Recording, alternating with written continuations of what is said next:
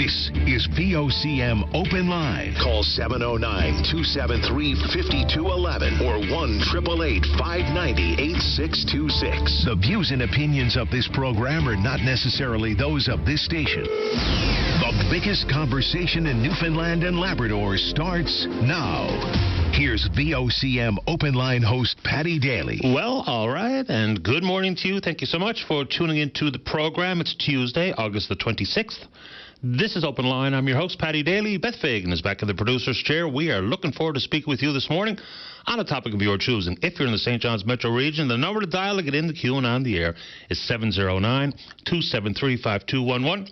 Elsewhere, toll-free long distance, 1-888-590-VOCM, which is 86. 26, so the sporting competition is long behind us at the Canada Summer Games, but today is the last day for the volunteers, decommissioning a lot of the sites, including the accommodations. It culminates with a volunteer appreciation event tonight at the Convention Centre, so bravo to all hands who took the time to volunteer. Some questions are being asked about what becomes of some of the stuff left behind at the accommodation site. So we're told Home Again Furniture was there yesterday taking bunk beds. So we have to ensure that all the cots and other furniture and the bunk beds and unopened food all finds its way to whether it be a food bank for the food and or donated to whether it be the Canadian Red Cross or the Salvation Army or whoever. Make sure things don't end up in the trash, as been reported by a couple of people already this morning, which hopefully that's not the case. All right, last Grand Slam of the year in professional tennis at the U.S. Open, Flushing, New York. For the first time in what they call the modern era, Canada had 5 seeded players. Amazing stuff. So Gabriel Diallo made it through yesterday. Denis Shapovalov is playing today. Felix Auger-Aliassime playing today. Leylah Fernandez already through the first round. And our highest seeded player, Vicky Mboko, of course, won the Canadian Open. She got knocked out. So 4 seeded Canadians remain. What do you think? All right. So apparently a good day yesterday regarding the Kingston fire, no growth, which is a good thing. And hopefully the rain that we're experiencing here in St. John's this morning is also falling on that fire at Conception Bay North. A couple of things. So I completely understand the worries and frustration of folks who have been evacuated, and especially those who have lost their home. Still not firm understanding of every single structure, what the implications are, but had a call yesterday and the lady was questioning the deployment of resources. I get it. That said, a couple of firefighters reacted to that call and other calls, talking about how the decisions were made on the ground. I'll just paraphrase some of this. So at one point, the firefighters on the ground were told it was simply too dangerous and didn't want to see people get hurt, so they were redeployed to another fire. He went on to say that his own house is in the evacuated zone. His parents live in there as well. So he was upset with being deployed to another fire, but understood the risk to human life when they talked about how dangerous it was. And then it was water bombers taken out of the sky, apparently. And talking about the fact that it was so hot and the smoke was so dense that they couldn't actually operate in those locations. So look, I wasn't there. I have no experience in the criteria for deploying resources on the ground or in the air to fight one fire or another. But that one particular firefighter email jumped out at me, considering the fact his home was in there and his parents' home was in there. So he wanted nothing more than to continue to fight that fire, but was told it was too dangerous, and consequently they were moved out. I don't know. And this is just me bringing comments from actual firefighters who were there.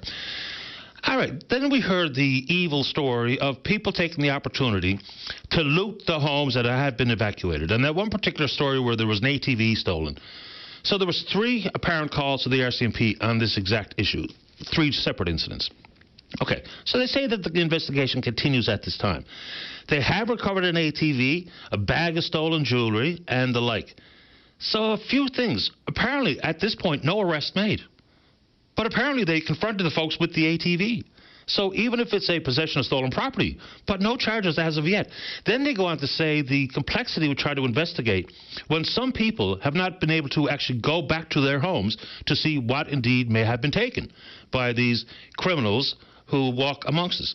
So if you have any information, you know what to do. You can call Crime Stoppers, you can call whatever detachment of the RCMP. But with all the investigations, whether it be with the potential or the possibility that there's an arsonist or more out there, And for folks who have lost some property due to these criminals trying to ransack your home while you're evacuated. Let's see if we can get some information to the RCMP on that front. And if when an investigation concludes and they can prove that someone is actually a criminal on any of these fronts, let's hope they're taken to task. People are also wondering about what's next. And, specifically, I know we're moving services from accommodations and services at Carbonear Academy to prepare for back to school, moving to the splash pad in Harbour Grace. That begins today. Then there's the question about pets. It's a good one. People don't want to relinquish their pet, their puppy, their kitten, or whatever the case may be. So I've actually had a couple of emailers send me notes saying they're willing to babysit or to house a pet, if indeed that becomes a requirement for some of these folks who have been displaced, and who knows when they can get back to where they're from. So you want to talk about anything on that front, but really hope that we have turned that corner, and I really hope, and if you're out around that area, I hope that rain is pouring down on that particular fire this morning. Okay, little different topic. So, all right, where do we start? So we're told that the RNC pulled over this old beat-up jalopy yesterday, smashed out windshield, and parts of the vehicle were being held together with duct tape. Duct tape. The tires were probably baloney skins. The driver didn't have a license, insurance, or registration. The vehicle has been impounded. Every time we bring this up, the pushback is obvious, is when I think that there should be some inspections at a certain age or the number of kilometers on a vehicle to ensure that you and I are sharing the roadway with a vehicle that is fit to be out there. Yes, the cash grab is possible. Can there be parameters put in place to ensure that it doesn't become that? We resist that as best possible. But just think about it. Imagine being close by that vehicle and the duct tape gives out or the baloney skin tire falls off, and the next thing you know, your vehicle that you have insured and registered and you have an actual driver's license, you're involved in some sort of collision. Well, or maybe a pedestrian.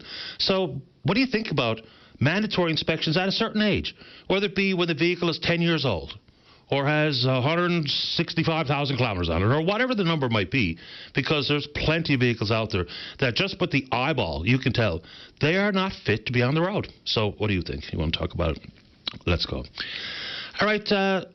So the paper license plates, apparently that's going away for newly registered vehicles. You will get a normal license plate sooner than later. And then we talk about things like cameras on school buses in the form of a pilot project to capture the images of vehicles passing a school bus when the stop sign and the lights have been deployed. Then you talk about just the other speed cameras.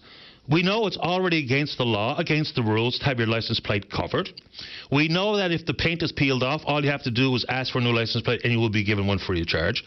In an effort to make sure these cameras can be as effective as we need them to be, it's time for the RNC or the RCMP to either give tickets for the license plate covers and or peeling paint, or at least a 30-day warning ticket, so that we can make sure that the rules, which are pretty clear, are followed. Because if the expense with putting cameras on buses or speed cameras in general, if people who know that their license plate isn't going to be captured so they don't give a hoot about the cameras, that's not what the intention is of trying to slow people down. What do you think? All right. Back to school. It won't be long. I'm not trying to wish anybody's time away, and I know there's a bit of dread out there in the bellies of some children heading back to school. There's still the plea out there for some back-to-school supplies, from the backpack itself and all the scribblers and colouring leads and all those types of things. I'll put this out there again. Gets me in trouble all the time. You also hear from parents that are trying to put some new clothes on the backs of their children. It's a tall task for many families and many people listening to this program this morning. Then there's the concept of you don't want to put your child in the crosshairs of the so-called bully. People want to keep up with the Joneses. You don't want to have the cheap, ragged clothes and sneakers or whatever the case may be. Can you imagine how much relief would be brought to bear if all you had to do was to go to the school-provided catalog and get your uniform? I'm told all the time it's such a terrible idea to have school uniforms, but I can't understand why. We grew up with a uniform. Didn't seem to be a big deal. It really does indeed level the playing field. So everyone had on the same hush puppies and the gray cords and the white shirt and the green sweater, and it seemed to make things a little bit more manageable, especially for families who just don't have the cash. They're trying to fill up the supplies in the backpack. Then you throw clothes on top. Because how many parents out there, you don't want to see your child come home from the first day of school sad and upset because people were all over he or she because of their Velcro-laid sneakers and or their 10-year vintage hoodie, whatever it is. But anyway, people tell me I'm nuts all the time about school uniforms, but I'm not so sure why. Okay. So we see a couple of notable laneways and hangout spots here. I can speak specifically to town, where the laneways have been shut down, a big fence has been put up. And why? Because they became the haven, the home for addicts to shoot up. And then it's the concern with discarded needles, which is very, very real. Then it's the possibility for violence, which is obviously real. Then you talk about things like shutting down those laneways, shuffling around the tents. We have an issue with drug use and discarded needles and all the rest of it, so we can talk about detox, rehab, whatever you want. Same thing with shuffling around tents where people are homeless, living in these tents. The problem with that is that it doesn't solve anything. It just moves the problem to another neighborhood. It just moves the concern to another neighborhood. We're not accomplishing anything insofar as trying to reduce people's reliance and their addiction to one thing or another. We're not doing much on that front by moving a tent from the Confederation Building to Bannerman Park to Bowring Park to Kent's Pond. That doesn't mean anything. It really doesn't. Are there certain places where it's probably in our collective best interest for there not to be discarded needles and tent cities? Yeah, sure, I'll concede that. But we're not doing much to solve issues when we're just shuffling the deck chairs, are we? Anyway, your thoughts. Let's take it on. All right, a couple of more matters of note. So there has been plenty of consternation about the unwillingness for this province to sign on to interprovincial trade to remove some barriers. And some of those have now been removed. So I think a pragmatic announcement yesterday, the creation of what they call the Fair Registration Practices Act, talking about labor mobility and helping qualified people get licensed quicker, what have you. A workforce relief fund, businesses who may be impacted by tariffs, up to $250,000 per organization available from a fund that tallies $5 million. Then you get into what some people get concerned about, is protection of the jobs at the breweries. I get it. Who wants to see a job go by the wayside? Not me. I think this kind of hits the sweet spot, I believe. And so what they've changed is now individuals for personal consumption only can order products from other provinces directly delivered to them. So it's not going to be shelf space at the NLC. It's not going to be shelf space in the convenience stores or the gas stations. It's going to be order and directly delivered to you. And it can't be for wholesale. It can't be for resale. It can't be for any of those things. So the concern that the breweries talk about is obviously real. But when this has been the approach taken, does that mean that those breweries remain absolutely protected? The legislation is clear. To get shelf space at the gas station retail outlets where some 80+% of their product is purchased, it has to be brewed here. So it kind of feels like the sweet spot with this direct order for personal consumption only, with that trade barrier, even though labor mobility is probably a much bigger issue. It's probably a more costly issue and time-consuming issue, but people do lean in on the issue regarding access to alcoholic products made and, distributed from other provinces now direct to you. Okay. I saw this in the news today, and it's the furthest thing from a big deal. It's referring to, and this regards alcohol, is the screech-in, which is apparently 50 years old. And some people who do them are really quite good and entertaining. Then there's the other school of thought, is that it may indeed portray our culture as maybe a bit goofier than it is in reality. It doesn't rub me the wrong way necessarily. I'm not a big fan of it. But, some people who do it really do bring a bit of flair to it, and it's a bit of innocent fun.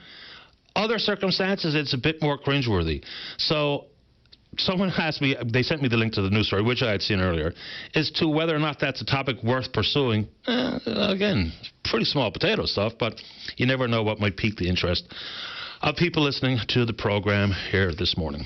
All right, let's keep going. So the onshore wind proposals, of course, wind turbines and electrolysis for green hydrogen to be exported via ammonia to markets yet to be secured.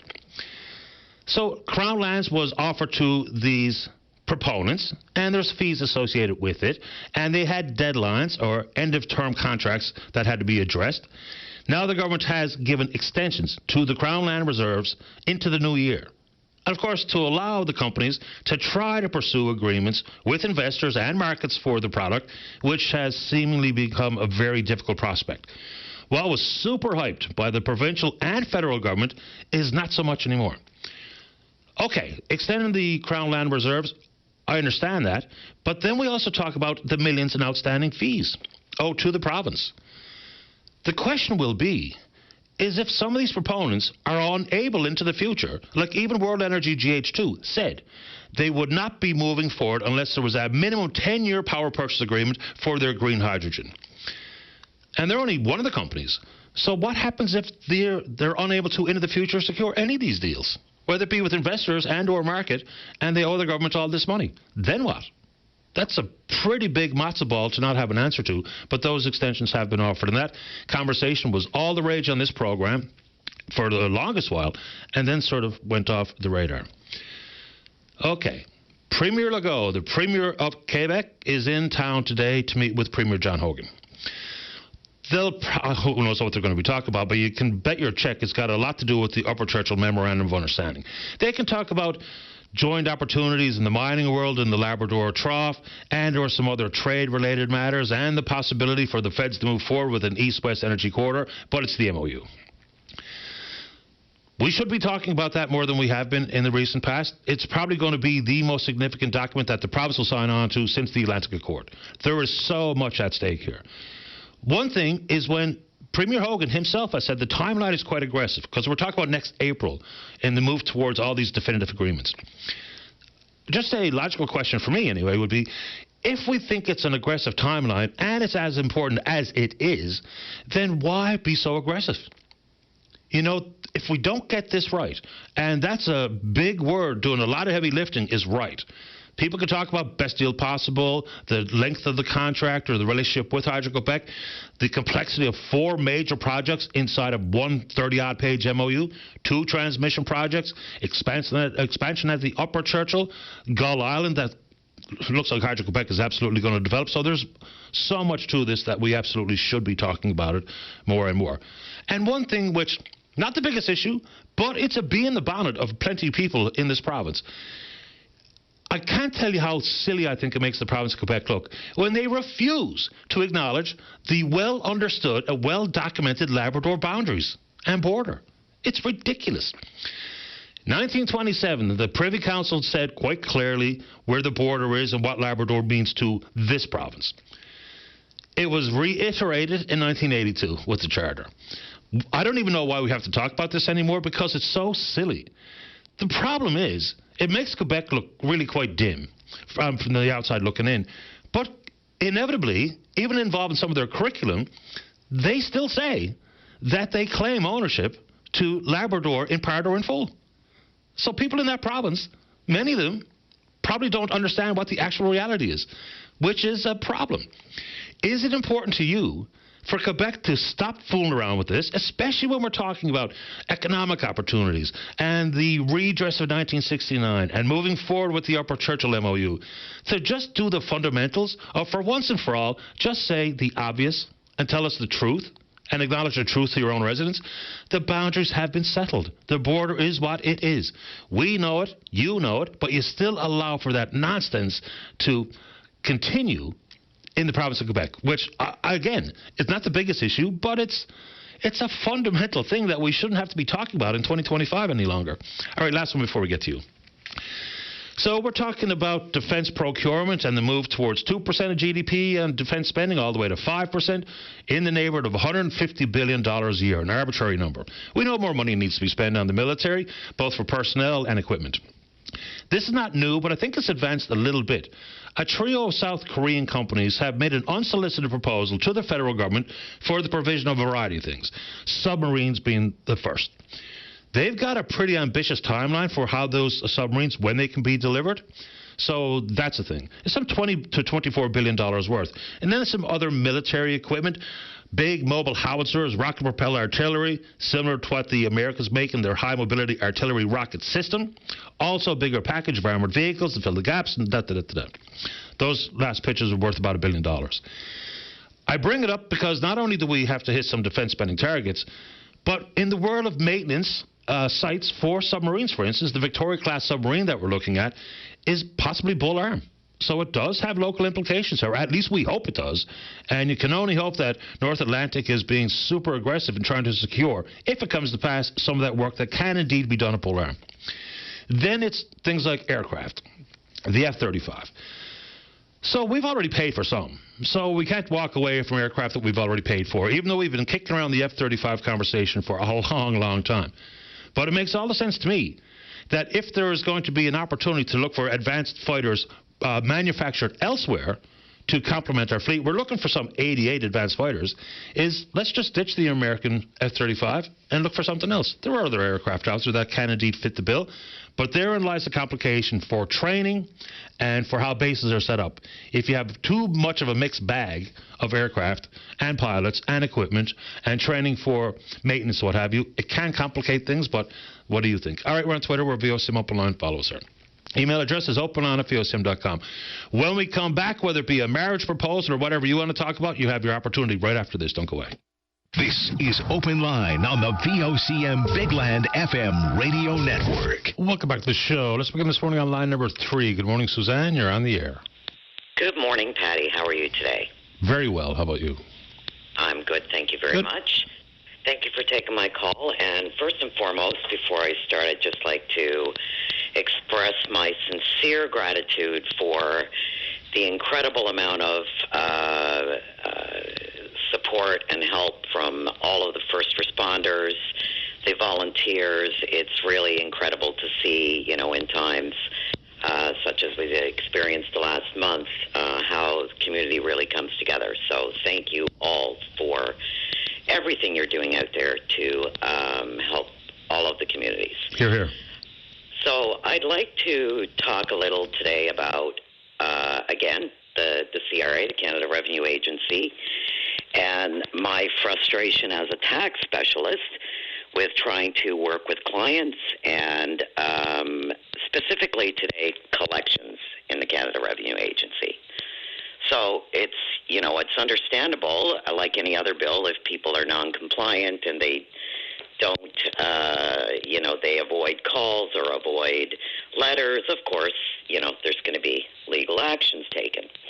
When I get clients and they have balance owing, our responsibility as a tax specialist is to inform clients of their responsibilities with Canada Revenue Agency, but also their rights. And one of the missing pieces of information with many taxpayers is they don't believe they have rights. There are hundreds of thousands of Canadians living in financial duress because of misinformation or no information when it comes to their taxes.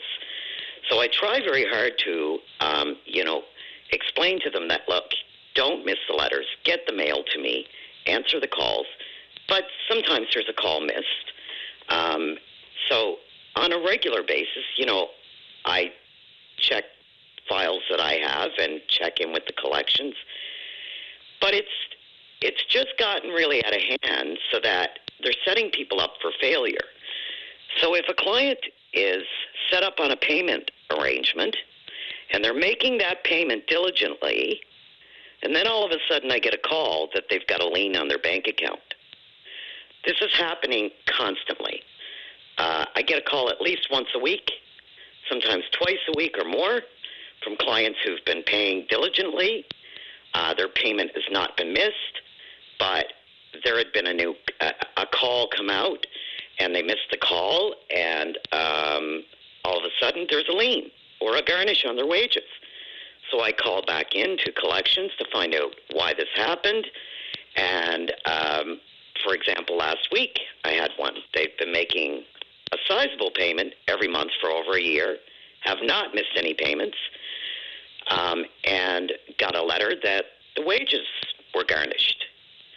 So I explained to the agent that I had arrangements made with another agent over a year ago, and that I had been checking the account regularly, the payments were made, and she said, well, we've changed our rules. We only have to make one call. I said, well, if you're going to change your rules, then the taxpayers have to be notified. And I should be notified as the authorized representative. No, we don't have to do that. We also sent out a letter the first week of August. So there's no time given to even respond to this letter. It was sent out, I think, the 4th of August. This is only, last week, so I think it was the 17th or something. And as I said to her, putting a garnish or a lien should be for people who are not responding, who are not paying their debts. But this is a taxpayer that's paid every single month for over a year, getting the debt down, had a refund generated this year. That went to the debt. And, in fact, I'd applied for some relief of penalties and interest for the taxpayer. No way. This agent was not even going to listen. So, it's at a point where people have to start writing letters to the Department of Finance, Federal Department of Finance, to the Board of Directors, to whomever, to all of the MPs. There's got to be something done. If you knew the numbers of people that are living in major financial duress, can't pay their mortgage, as I said to this agent, you were getting $300 a month every month. Now you're going to get $0 a month because this person is going to end up not being able to pay their mortgage. They're forcing people into bankruptcy. So it's really not a sustainable system. I mean, this is just one area of problems that just keeps festering and getting worse. It's the most illogical tax code in the world, I believe. It's just setting people up for financial failure. And these are hard-working Canadians who are, trying to pay their bills, trying to pay their debt.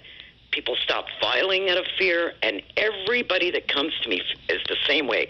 They don't want to go public. They don't want to write the letters because they're embarrassed, because they're made feel that way, So it's a system that's really failing, and it's getting worse. And now it's at the point, they don't give any time to taxpayers to respond. But yet, if they have, if you're being audited and you submit your documents, you're waiting 2, 3, 4 years for them to finalize that. The timelines into CRA are atrocious. Waiting for disability tax credits to be years to be reassessed. It's just atrocious, the timelines. You can't get anybody to answer the phone in there. It's a complete mess and getting worse by the day. Yep.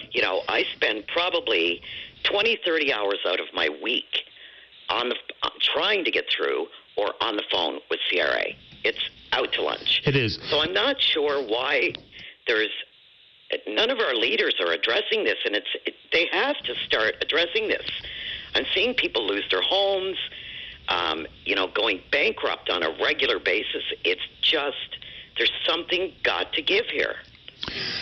No argument for me. So, a few things. We've just added and added and added and added to an already cumbersome tax code in this country, and it just made matters worse.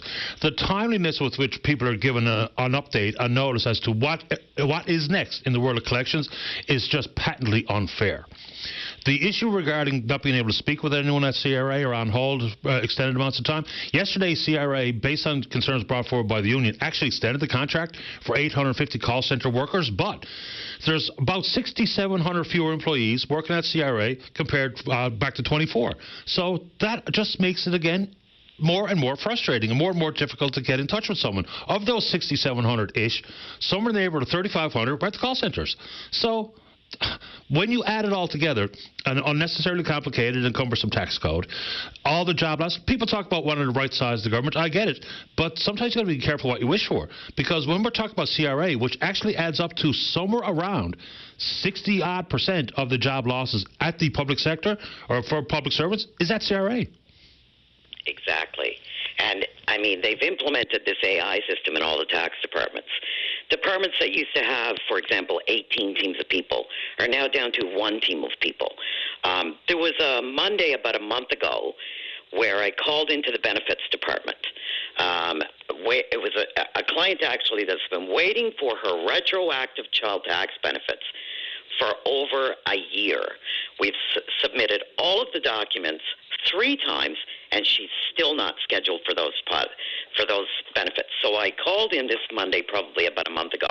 It said the office is closed. I said, I guess it was a civic holiday that day. I had thought. About half an hour later, I get a call from another department on behalf of a client. And I said, I thought you guys were closed today. No, she said, sometimes the departments do that. They just put that message on because they can't handle the calls. They've done 4 mass layoffs since last June. This is just not sustainable. And it is really, really, the stress among people financially is killing people, literally. And it's got to be looked at. And, I don't know what it's going to take for the government to finally address our tax code and address the issues, but it's just not sustainable. And it's costing the government much more money, because if they're forcing people into bankruptcy, they're not going to get any money. So it's not even, I'm just so frustrated. It gets worse by the day, and working this industry is horrific. It's just become, nothing but stress. Don't I know it, Suzanne? I appreciate the time and the concern. It's shared by most, I would suggest. It's already difficult enough to deal with the government, especially if we're talking about CRA, especially if you owe them any money and are looking for retro payments to be evaluated, adjudicated, and paid out. I know the federal disability payment actually went out this morning, which is a good thing. It's not based on the conversation we're having, but the summary point of a terrible situation made worse by the government that actually costs the money in the long run and makes people's lives miserable is unnecessary this day and age, to say the very least. And I would suggest that politicians might not act on it as they should, because they probably don't understand it. It's the same thing when we talk about politicians need to do this, need to do that. First thing they need to do is understand it. Then they have to come up with a plan to make it better, because that's the tricky piece here. It's fine for me and you and opposition politicians say, this is broken, needs to be fixed. And then when the question is, how do we fix it? Then all of a sudden it's deafening silence for most politicians, because basically they don't understand it. Suzanne, I have to get to the break, but I appreciate your time. Thanks for doing it. Thank you for your time. Have a great day. You too. Bye-bye. I'm just going to break, and when we come back, it's the MOU. Don't go away. This is Open Line on the VOCM Bigland FM radio network. Welcome back to the show. Let's go to line number 2. Good morning, Charlie. You're on the air. Good morning, sir. Good morning to you. Nice to see that rain last night and to listen to it as well. Absolutely right. And I hope it's raining out in CBN. I really do. I don't know exactly what's going on out there this morning, but it was pouring pretty hard here on Kemmel Road. We need it. We did. Paddy, speaking of CBN, just a little idea that I've talked to one of the committee members out there. Some people are going to return to no homes. Some had no insurance. Some are going to be in dire straits, even without from government or Red Cross, right? Absolutely.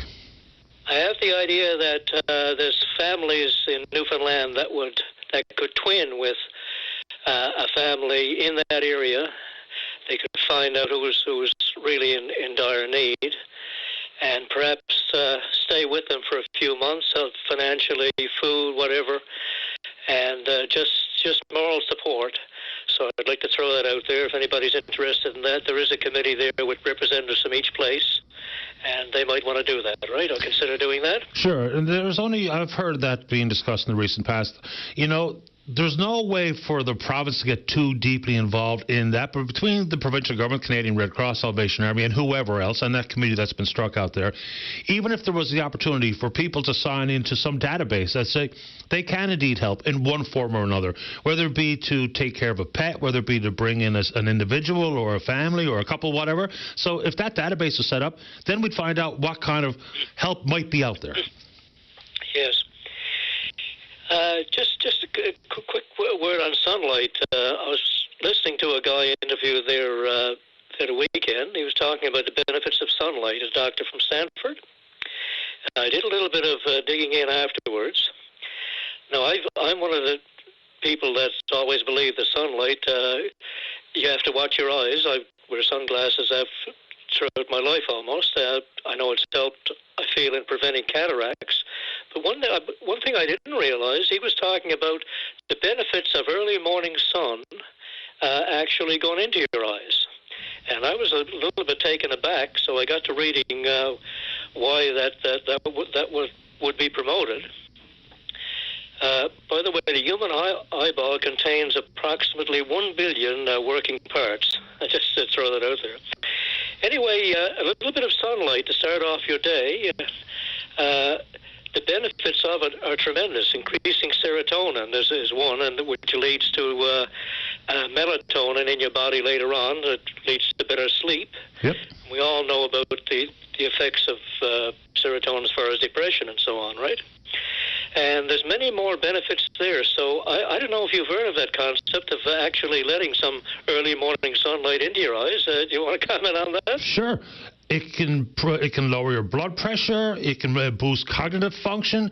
It can strengthen bones. It's good for your immune system. It's good for your mood. I mean, there's so many obvious benefits to exposure to sunlight. And, of course, it's crucial to protect your skin from any of the harmful UV rays. But there is a laundry list of benefits from sunlight. Absolutely.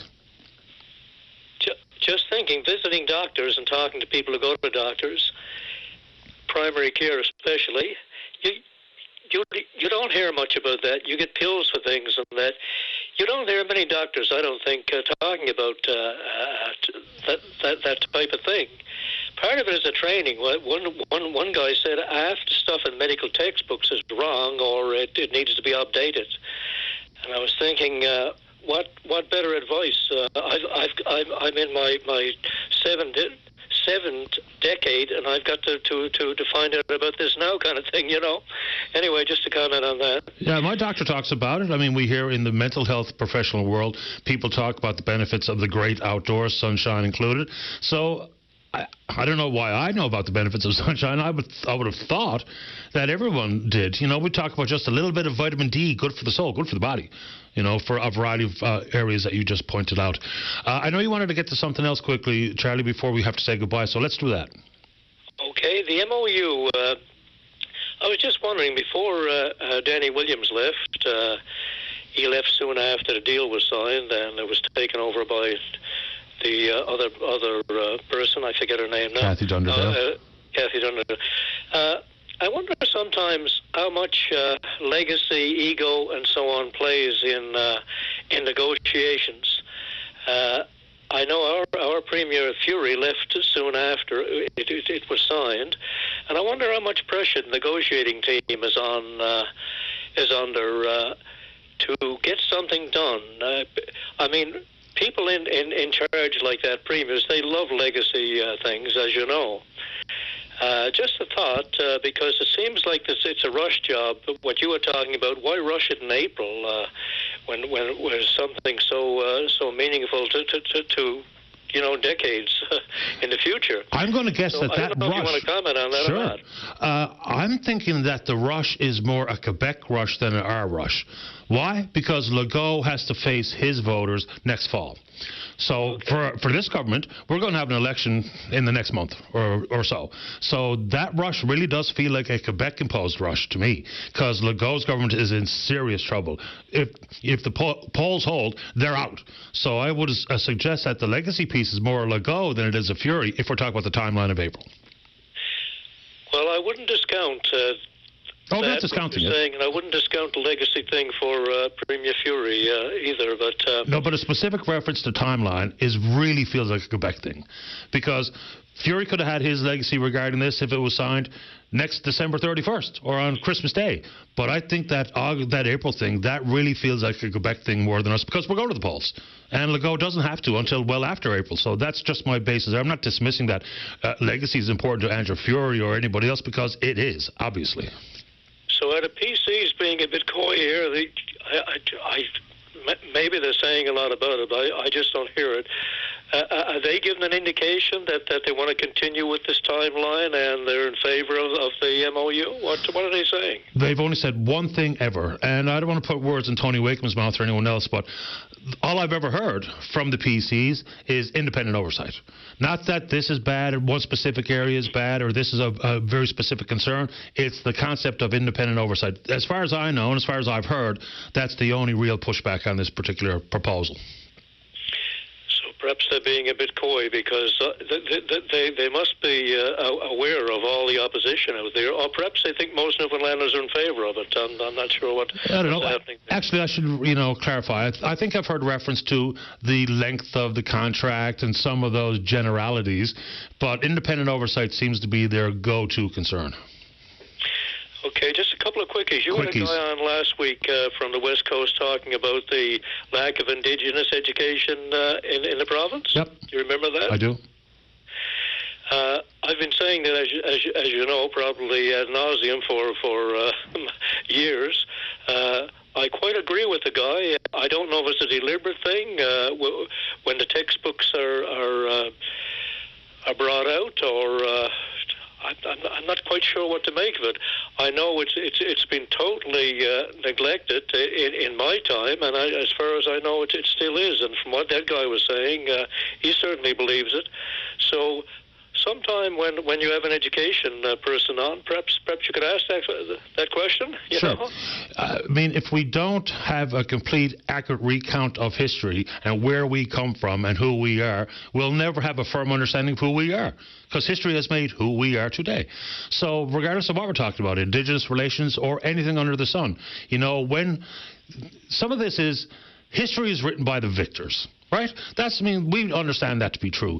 So when the victors would like to deny or to resist acknowledging some of the sidestep, missteps, and boorish and bad behavior to become the victor, then we don't see it accurately captured in history. So you go to the library. The history books are basically primarily written by those who won. I'll use that term, the victor or the winner, whatever the case may be. Charlie, I got to get going, but I appreciate the time. Okay, sir. Thank you very much. Take care. Bye-bye. All right, let's get that break in. Don't go away. This is Open Line on the VOCM Big Land FM radio network. Welcome back to the show. Let us go. Line number 4. Jeff, you are on the air. Hi, Jeff. Jeff on line number 4? Oh, hey, sorry about that. No problem. Excuse me, Patty, I'm an avid listener. I can't say I listen every day. Some days I miss. But I just wanted to talk about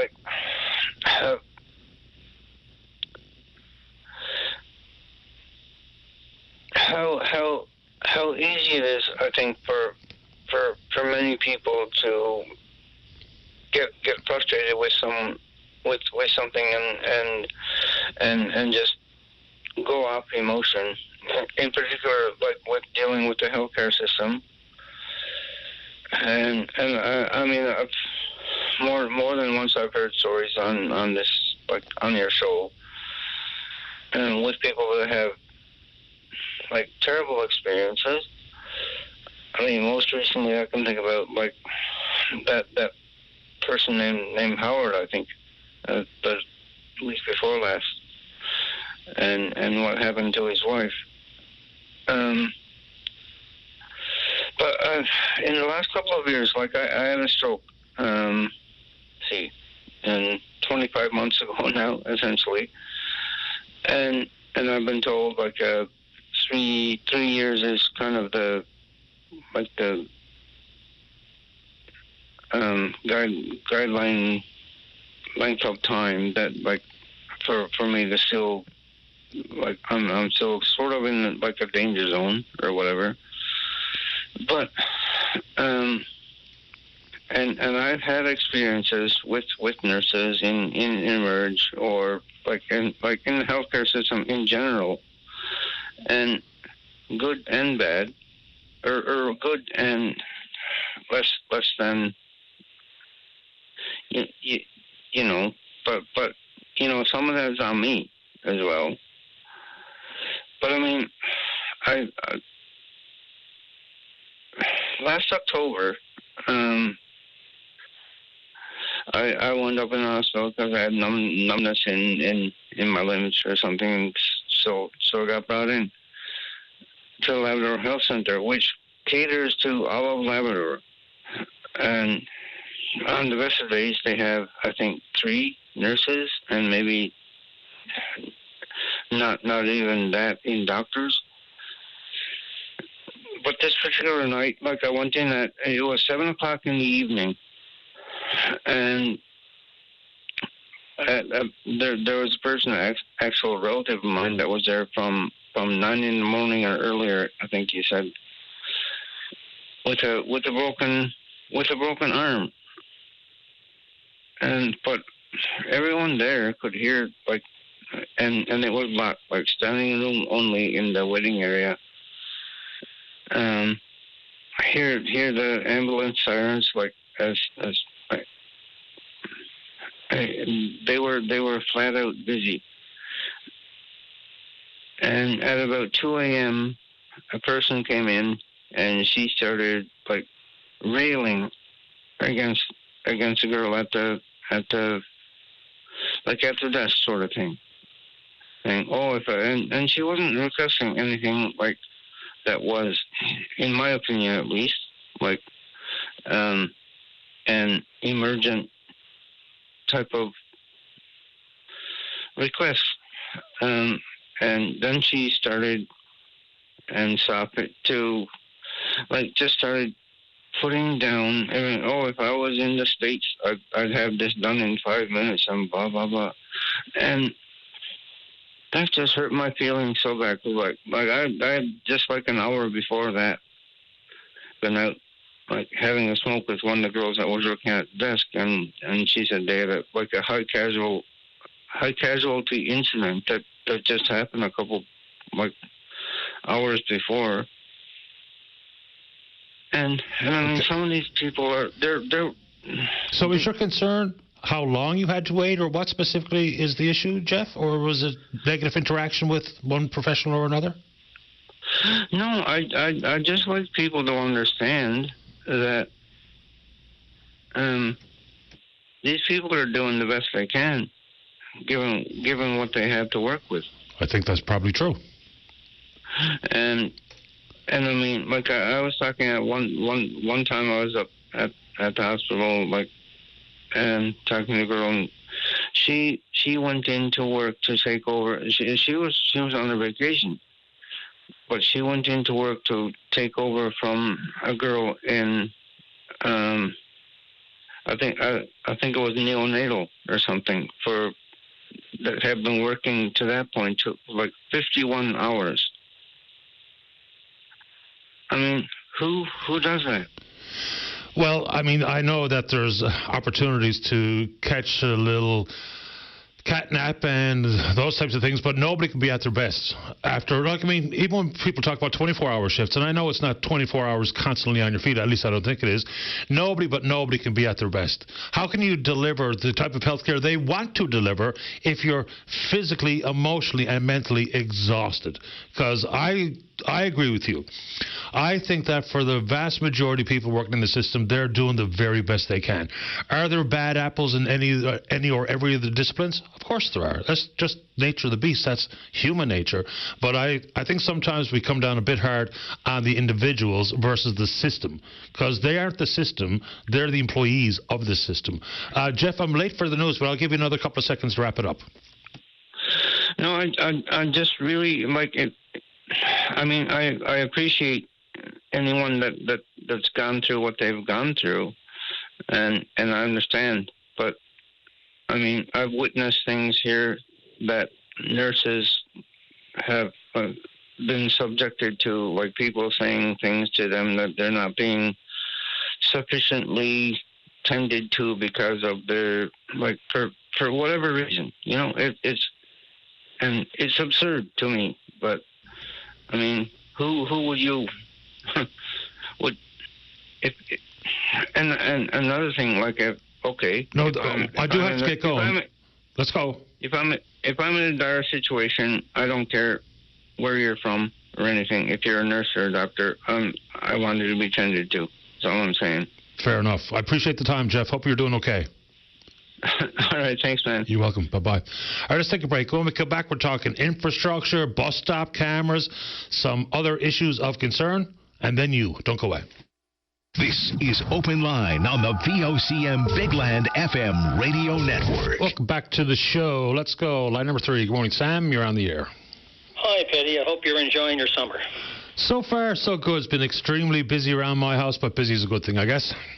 Good for you. Before I get into what I want to speak about, I'd like to, like some of your previous callers, thank the volunteer or the first responders the professional first responders and the volunteer first responders. I've always known we've had the best volunteers in the country, and again, it was proven the last month or so with these out-of-control forest fires. So kudos to everybody who really stepped up to the plate big time. Also, want to say thank you and kudos to the Canada Summer Games Committee. The organizing committee pulled off wonderful Summer Games in the face of some challenges. And I chaired the provincial Summer Games in 2004, so I know a small bit about what goes into trying to gather, a couple thousand young athletes. So I think they've done a magnificent job as well, and St. John's was really well served by that volunteer board as well. I think so too.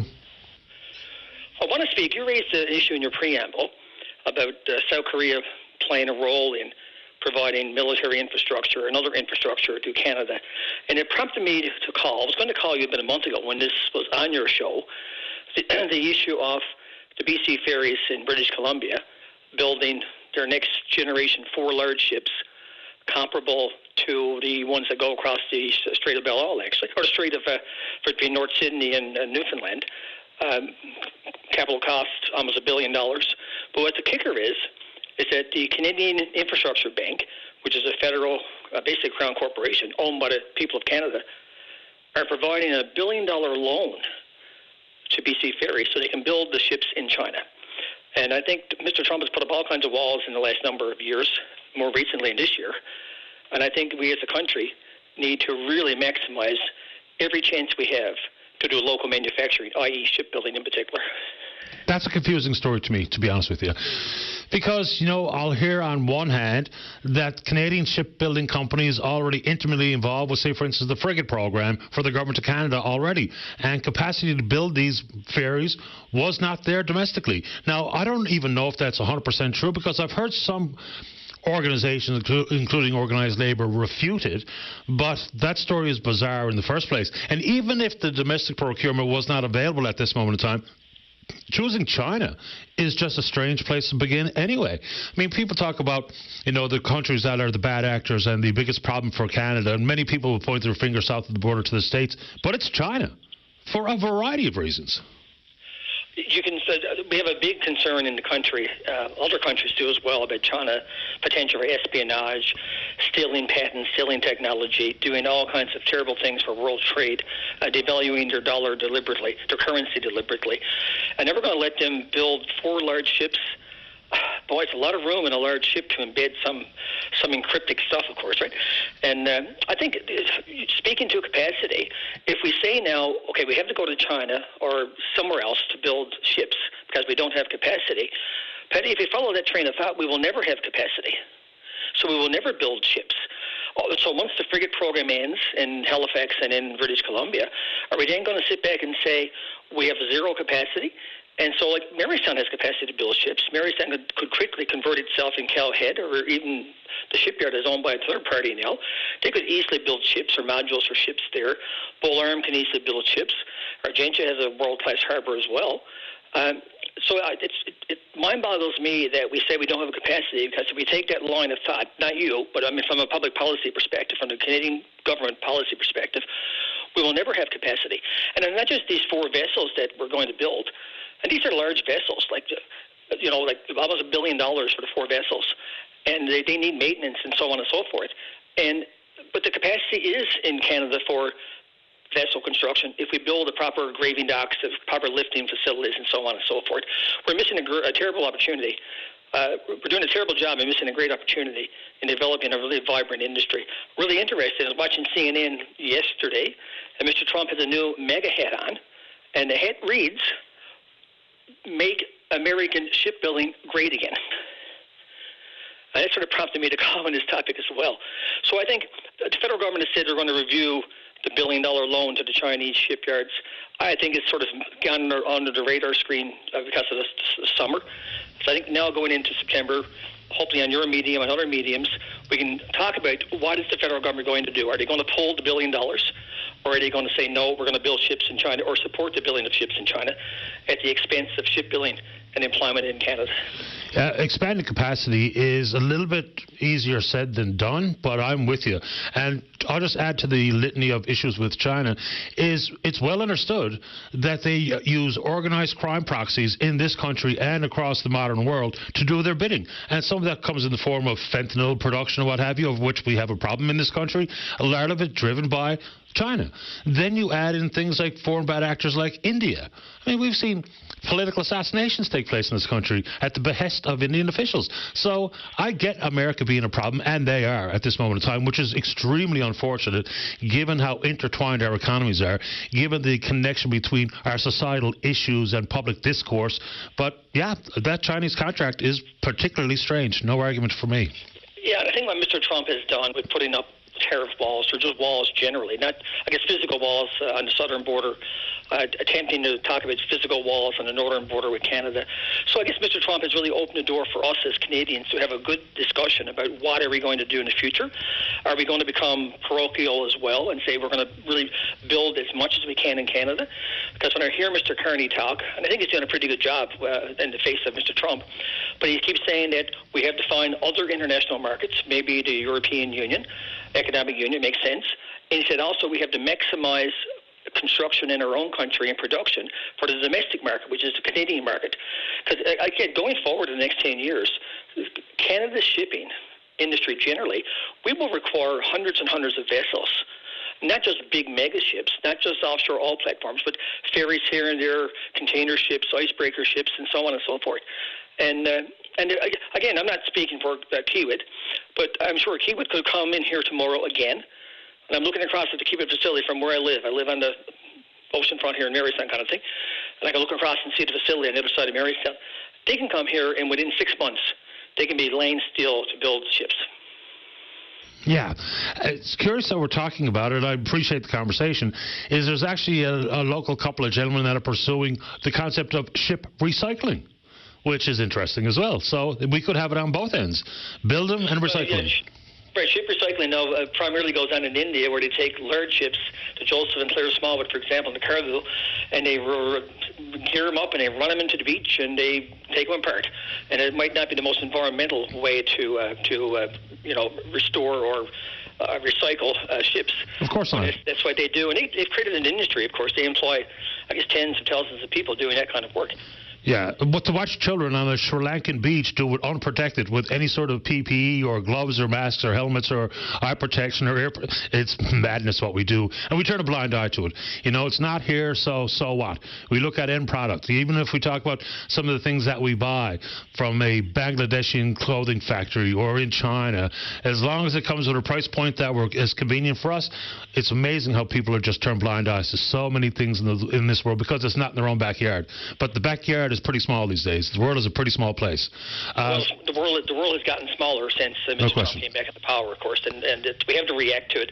And I've been fortunate to do a lot of traveling around the world, and it's almost disheartening to be leaving Rotterdam Harbour or Copenhagen or Norway, Oslo, and to see all the infrastructure they have for shipbuilding, graving docks everywhere. In Le Havre, on the north coast of France and the English Channel, I counted one day about 8 graving docks. Unbelievable. And there's infrastructure all over the world. I don't know why in Canada we don't have infrastructure. And I think you referenced earlier today in your preamble as well that I've totally been following for most of my adult life. Why is there not a submarine station on the east coast of Canada and the far east coast of Canada being Newfoundland? Marystown, world-class harbour. Argentia, world-class harbour. Bull Arm, world-class harbour.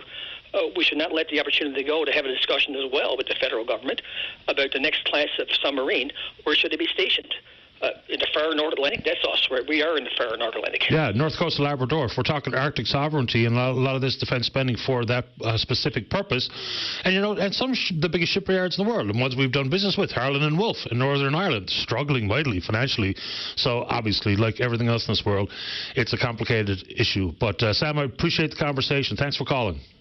Very nice talking to you again. Enjoy the rest of the summer. The very same to you. Bye-bye. All right, for those of you in the queue, stay right there. Don't go away. This is Open Line on the VOCM Big Land FM radio network. Welcome back to the show. Let's go to line number 1. Second one to the Ward 4 councillor in town. It's Tom Davis. Tom, you're on the air. Good morning, Patty. Good morning to you.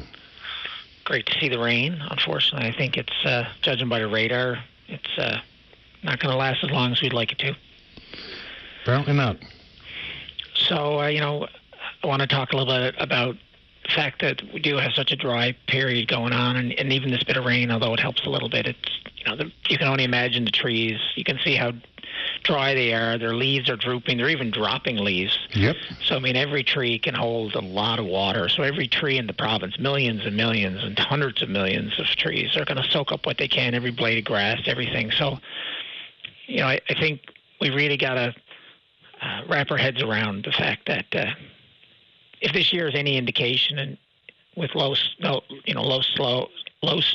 and not as much precipitation, we kind of got to prepare for that. A few times during the summer, I checked in with staff just to see how our reservoirs were doing, and amazingly enough, this is not the worst year for us as far as water supply on hand goes, and it has a lot to do with that year-round water conservation, which I think has changed people's behavior just a little bit, it seems like. But I do believe we do need to continue down that road. There's a lot of people and pulling from Windsor Lake and Babel's Big Pond and up on the hill as well. And you got Mount Pearl, you have CBS, Paradise, all growing communities in the city as well. So, encourage people to, first of all, find out about the water conservation. Every community, even though Mount Pearl gets water from St. John's, they pay for it. So they actually introduced a little bit more aggressive water conservation in Mount Pearl than we had in the city.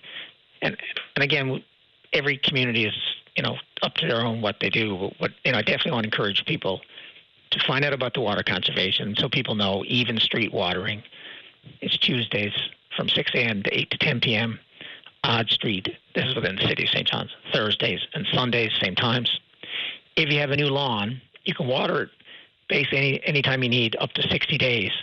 But you need to register it with 311 or 754 City, whichever number works for you. Otherwise, then if people make a complaint, then it's registered, and staff can just let people know what's going on. You can hand water anytime, and as long as you have a hose with a nozzle that can shut off. You can wash your cars and windows and siding. Same thing, you need to have a nozzle. If you don't follow the regulations, there can be up to a $5,000 fine, and in extreme cases, you can actually have your water shut off. So, around houses, how long you shower. And it's something I do, which is when I'm going to wash my face, I'll actually brush my teeth first with the water as it's running. So that's a way of saving a bit of water. So, little things can make a difference. But I do think, there's some parts of the province that are really dire. And even within the city, 2 weeks ago, I actually... residents in the city had no water at all in their shallow wells. And I was lucky enough to have a truck and a bunch of barrels, and I went out and replenished it for them. But, I just couldn't imagine, senior citizens in our city who actually had no running water. You can just try and wrap your heads around how you can't flush toilets. Forget a shower, but you really can't even flush your toilets. To have to go out to barrels to get water to flush your toilet, and that's, inside the city of St. John's. It's hard to wrap your hair around that. Absolutely. Also, when it comes to watering your lawn, if you have a brand new lawn, like someone in my neighborhood, if you register with the city, you can water it every day for 60 days. Correct. Yeah, yep. That's right. I want to give the residents of Old Pennywell, New Pennywell, Briar Avenue, Crosby Road an update. It's anybody who uses that part of the city, it's a real tangle. When the province put in the off-ramp from Team Gushu, it created a real snafu because you got Old Pennywell and New Pennywell meeting offset, and then you've got the main road cutting through there, and then as you go across Old Pennywell, then you got Crosby Road, and then there's businesses. So myself and Councillor Knowles, we've been working with staff, and right now we're in the middle of a in-depth study because we know we have a problem. We got to redesign. Definitely Old Pennywell, New Pennywell has it intersects with Briar. But any residents who have any thoughts, because there's a lot of experienced people out there. I've talked to some people that stuff's been put in, but any ideas and observations people have, I want them to send it over to me at tdavis@stjohns.ca, because now's the time to get that mess fixed up. Okay, fair enough. residents of Mount Castle Road, there's a new development being proposed there, and the residents reached out, had a meeting with them, and just let them know today there's going to be a motion. I'm going to introduce a motion at public council meeting calling for a traffic study because staff had determined that one wasn't needed, but after meeting with people, I think one's needed, so we'll see how it goes today. It's going to be a vote. Okay, council hat off. I want to talk about the fire situation and within our province. Obviously, prevention has got to be like a huge part of this. And I had an incredible conversation yesterday with a helicopter pilot, specifically talking about the S-92 Fire Raptor. And it actually can carry almost as much water as a water bomber. And it can suck water out of anywhere, like a bog hole, whereas obviously water bombers are limited in where they can get water. And so it actually can drop more water during the same time period as a water bomber can. And what I didn't realize with the S-92 Fire Raptors is these are helicopters that are no longer, that the offshore is no longer deemed useful because of from a safety point of view, they've said that basically after 20 years they don't want helicopters flying, but they may have another 5 or 10 good years left in them because they're so well maintained, helicopters are. And so these helicopters can be bought or leased really inexpensively, relatively speaking. And the other point that this gentleman made was that if we could coordinate healthcare and forestry, if they just talk to each other, potentially these helicopters could be used. Because the biggest challenge we have with forest firefighting is it's a fairly small window for Newfoundland and Labrador that we actually need these resources. And then you got to ask yourself, well, what happens to these water bomber pilots and water bombers? We don't need them. I mean, we lend them sometimes when they're needed in other places, but that's obviously only a certain period of time. So they said if you could just get healthcare to communicate with forestry, potentially we could have them picking up, doing medevacs offset. And the other thing with the S-92 is it can fly at night, which is a big thing that apparently there's limitations with a lot of it, and it can land anywhere. You know, obviously you don't need the same degree of strips and stuff. So I want to throw that out there for the people who are listening that, you know, there might be something here. Definitely in the short to medium term. You were talking about drones. That's going to be the way to go as we move forward. For me, you know, so many people would, you know, just in their own mind's eye, think firefighting from the sky, water bomber. When we know full well, and I've been onto this one ever since the beginning of the wildfire season, is I'm following along with the testing that they're doing of the Thunder Wasp drones out in BC. It's looking very effective. Now, you know, it's about 400 kilograms per, but it takes humans over the fire and the smoke out of the equation. Precision is a real thing. Those Fire Raptors, I've seen those in action. Someone sent along a couple of YouTube videos. Fascinating machine. So between water bombers, drones, helicopters, which we have been using during this season as well, you know, you need a hybrid mix of suppression infrastructure with all the aforementioned. Yeah, and the Thunder Wasp, the neat thing, that company is a Canadian company, and they're in the X Prize, because this year's X Prize, which is $10 million American, is focused on fire detection and extinguishment. So that company is partnering with other companies like satellites and stuff to be able to do the full package. And you know, they have a half-even chance of winning that, hopefully. But again, it's amazing. You think about how they've decided to focus this X Prize this year on a real problem, a global problem, which is wildfires. But you know, the other side of it then is the prevention side. And another suggestion I just want to throw out there is we have all these highways and roads that go throughout the province. And we do this brush clearing. We spend a lot of money on brush clearing. But, of course, as anybody who has weeds or alder trees know that when you cut them down, they actually come back better. It's actually a great way to get more growth on a tree or whatever else is to cut it back. So a suggestion I'd like to make is let's push those breaks way back, and let's convert it to hay ground, low flammable hay ground. So then we deal with the challenge for farmers. It could also be used, I guess, for like maybe vegetables and stuff like that. But push it back and then plant grass, hay on it. Let the farmers harvest it, whether we lease it to them or not, whatever. It's a detail. And then that'll kill two birds. You know, just a couple of thoughts. I mean, I know we're still in the middle of it with CBN on every day I think about everybody out there, except me, or so it hurts. I just can't imagine losing everything. And but I just want to throw out a couple of suggestions. I know maybe it's a little too soon, but just to have people thinking some stuff. Yeah, we grub the alders as opposed to simply cut them back, which is the only way to control them. It's just like goutweed, man. I mean, you pull it, they come back twice as quick and twice as heavy and dense. Tom, I appreciate your time. I'm off to the break. Take care, everyone. Have a great day. Bye-bye. Okay. All right, Anna, you stay right there. Wants to talk about the Department of Municipal Affairs. I think Wendy's probably next to talk about bus stop cameras, and Mike's in the queue to talk about a nuisance in the community. Don't go away. This is Open Line on the VOCM Big Land FM radio network. Welcome back. Let's go to line number 5. Wendy, you're on the air. Hi, Patty. Thanks for taking the call. No problem. So I think we were talking about bus safety yesterday morning, or the bus stop signs. The fact that they finally have the camera. So, yeah, it's great news. I think so, too. Obviously people are going to point to some of the obvious things. Some license plates are unreadable because the paint is peeled. Some license plates are unreadable because people put a cover over them. Fact of the matter is, we can do something about that.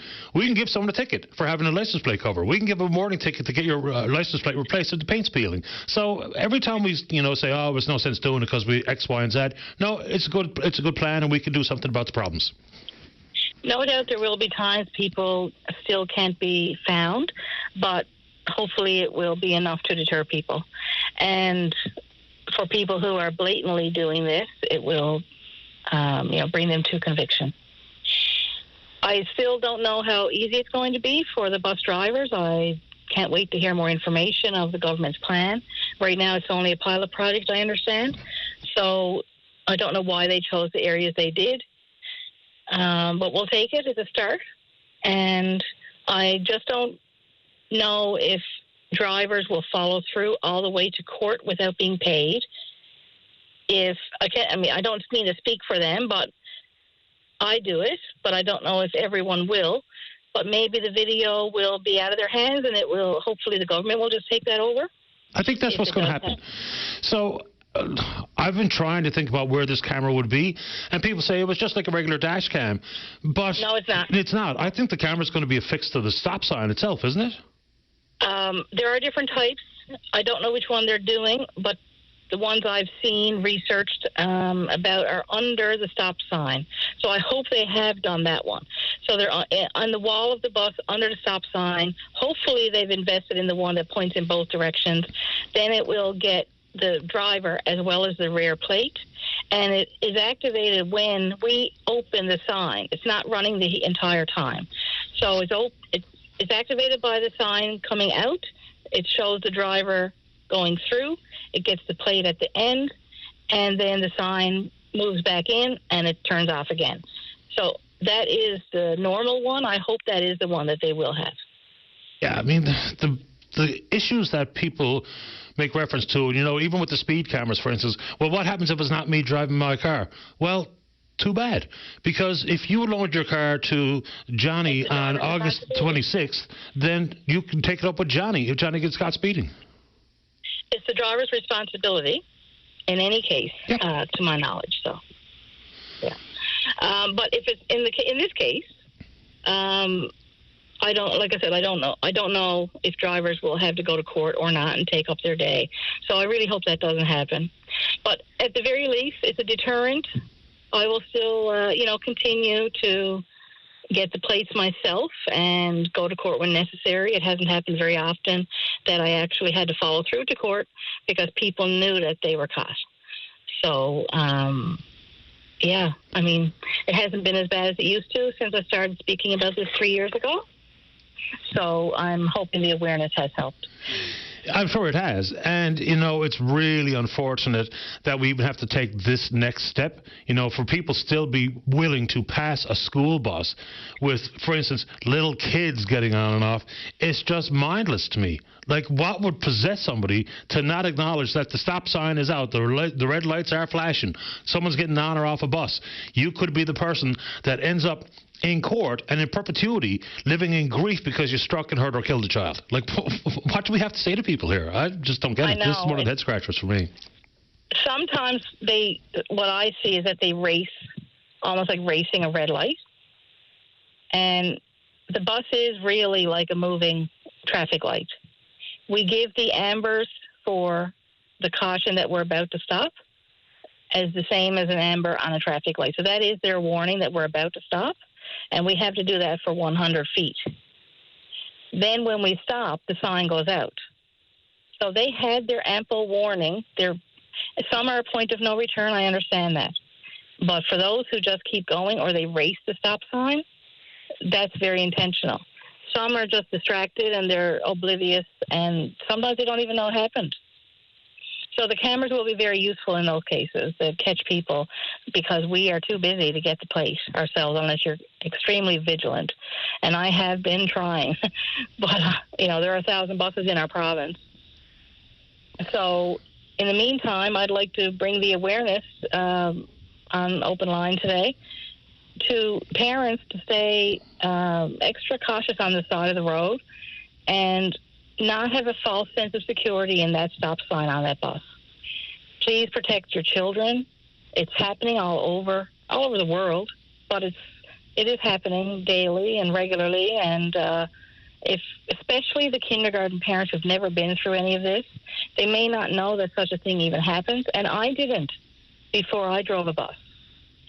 So having faith in that stop sign might not be in your best interest. And asking the children to wait for that first car to fully stop and make sure it's safe before they walk out. And actually, something they can do even in addition, everybody has a phone in their hand, which is a camera, and they could have their phone ready. If it looked like somebody wasn't going to stop, they could capture it. It would be so easy. You almost wouldn't need a camera on a bus if parents did that.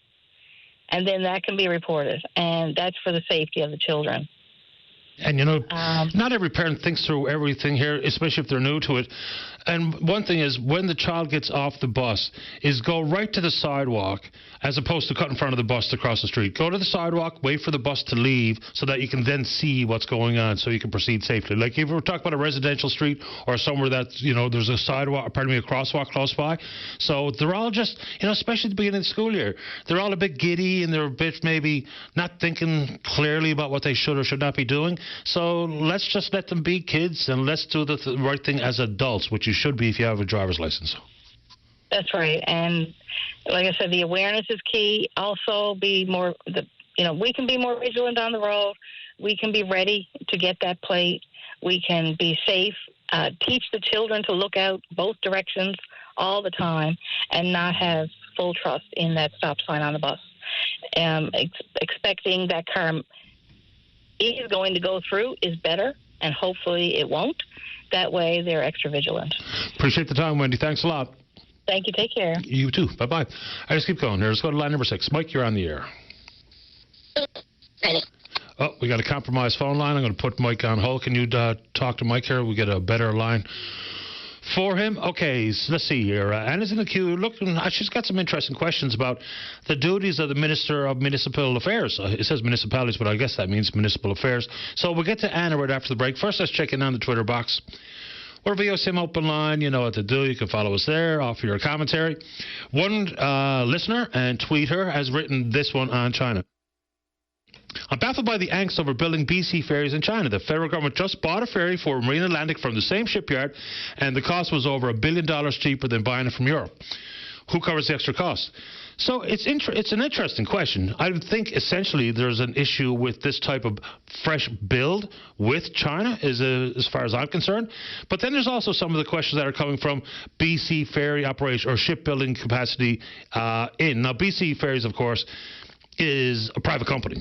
It's not a crown corporation. It does indeed have a sole shareholder, that is the BC government. I know that's splitting hairs, but even if you listen to some of the local or domestic companies, BC company called Seaspan Shipyards, they said the bid process did not include any incentives for BC or Canadian content. So essentially that ruled them out of contention.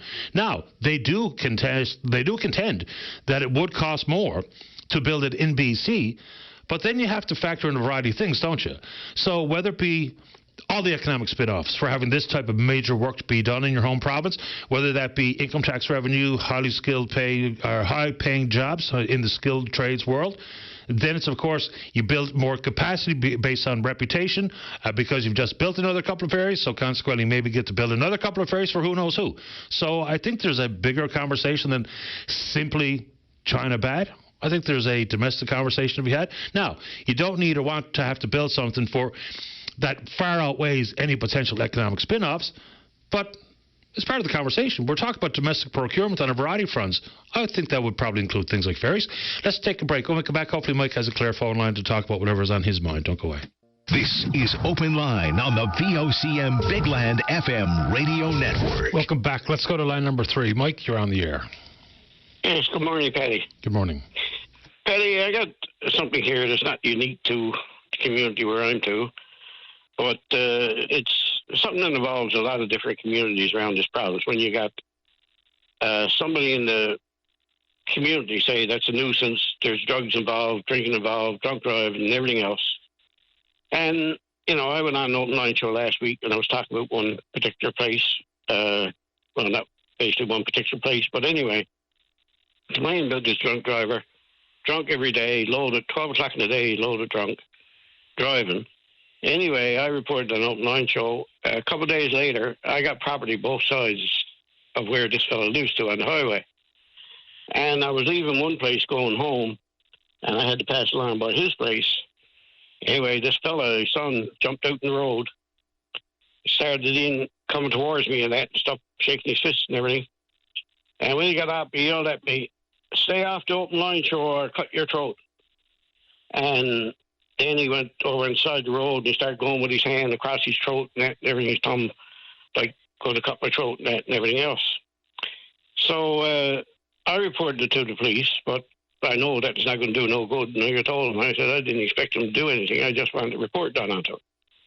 But this is the kind of thing that you get involved with these people. And what do we do with them? I know this is not unique. There's a lot of other communities into the same thing. They got these nuisances there that are on drugs. This family there, the father got the 2 sons addicted to cocaine. And they've been in all kinds of trouble with the police and that and everything else. He's robbing, stealing, poaching, salmon, moose, everything. And, it don't seem like that there's anything we do. And it seems like the cops are handicapped. The cops don't want nothing to do with it. And they're not doing anything with it. And then, if you complain and that and stuff, they'll come back at you. And it's a very, I don't know what you mind to call it, I think it's a problematic problem that needs to be addressed when you've got these types of people into a community that is, causing a lot of problems in the community. They report everything to the police, all kinds of reports, false accusations and everything else. They don't prove out. But when somebody reports them with accurate, reliable, truthful reports, there's nothing. From these people, I've had him report me to fisheries and oceans, to fisheries, to the bounties, to everything else. They come to me, it's all unfounded. But nothing we can do. I don't understand, I don't know and understand your role to the cops, what they're supposed to do or whatever. I don't know either, but I'm not so sure this show here is a place for these personal spats. This kind of sounds like law enforcement issue to me. And whoever Buddy is that you were complaining about, nobody ever said his name, so nobody other than you, his son, and maybe some people in the area even know who we're talking about here. And it's, that's right. The want to make a threat is sort of an admittance of guilt anyway. In some form. I don't think they thought that through. So, yeah, this is a law enforcement call, not an open line call. What? Yeah. No, they never thought it through. To go on with this stuff, I think it was the drugs talking the other day.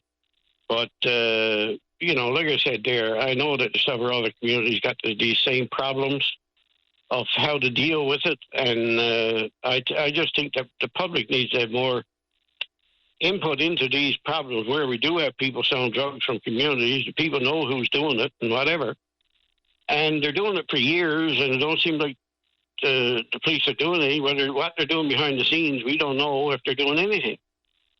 And it needs to be looked at. There's nice communities that You know, a lot of nice people live there, but you got to drive down the road with a fella coming 2 feet over the yellow line at you, and all this stuff. And the police, the people says that he's an informant for the police, and they just won't do anything about it because he's reporting people to the police all the time. So, you know, like, what do we do about it? I don't know the answer to the solution. I'd like to have an answer to the solution. But I agree with you, it is a police matter, but also it's a matter for the general public to know, because, you know, this is not one community, and there's a lot of other communities around this island with the same people, the same problem, with the same type people, and most of it revolves around drugs. And what to do about it, or what community can do about it, or whatever, everybody is at a standstill as regards to doing it. And, you know, then we got the police there, but the police don't know what to do about it, and they're handicapped. So what do we do? Just put up with these people or what? Not until you kill somebody? I don't know. I do my thing. I don't know either. Anything else this morning, Mike, before I take another call?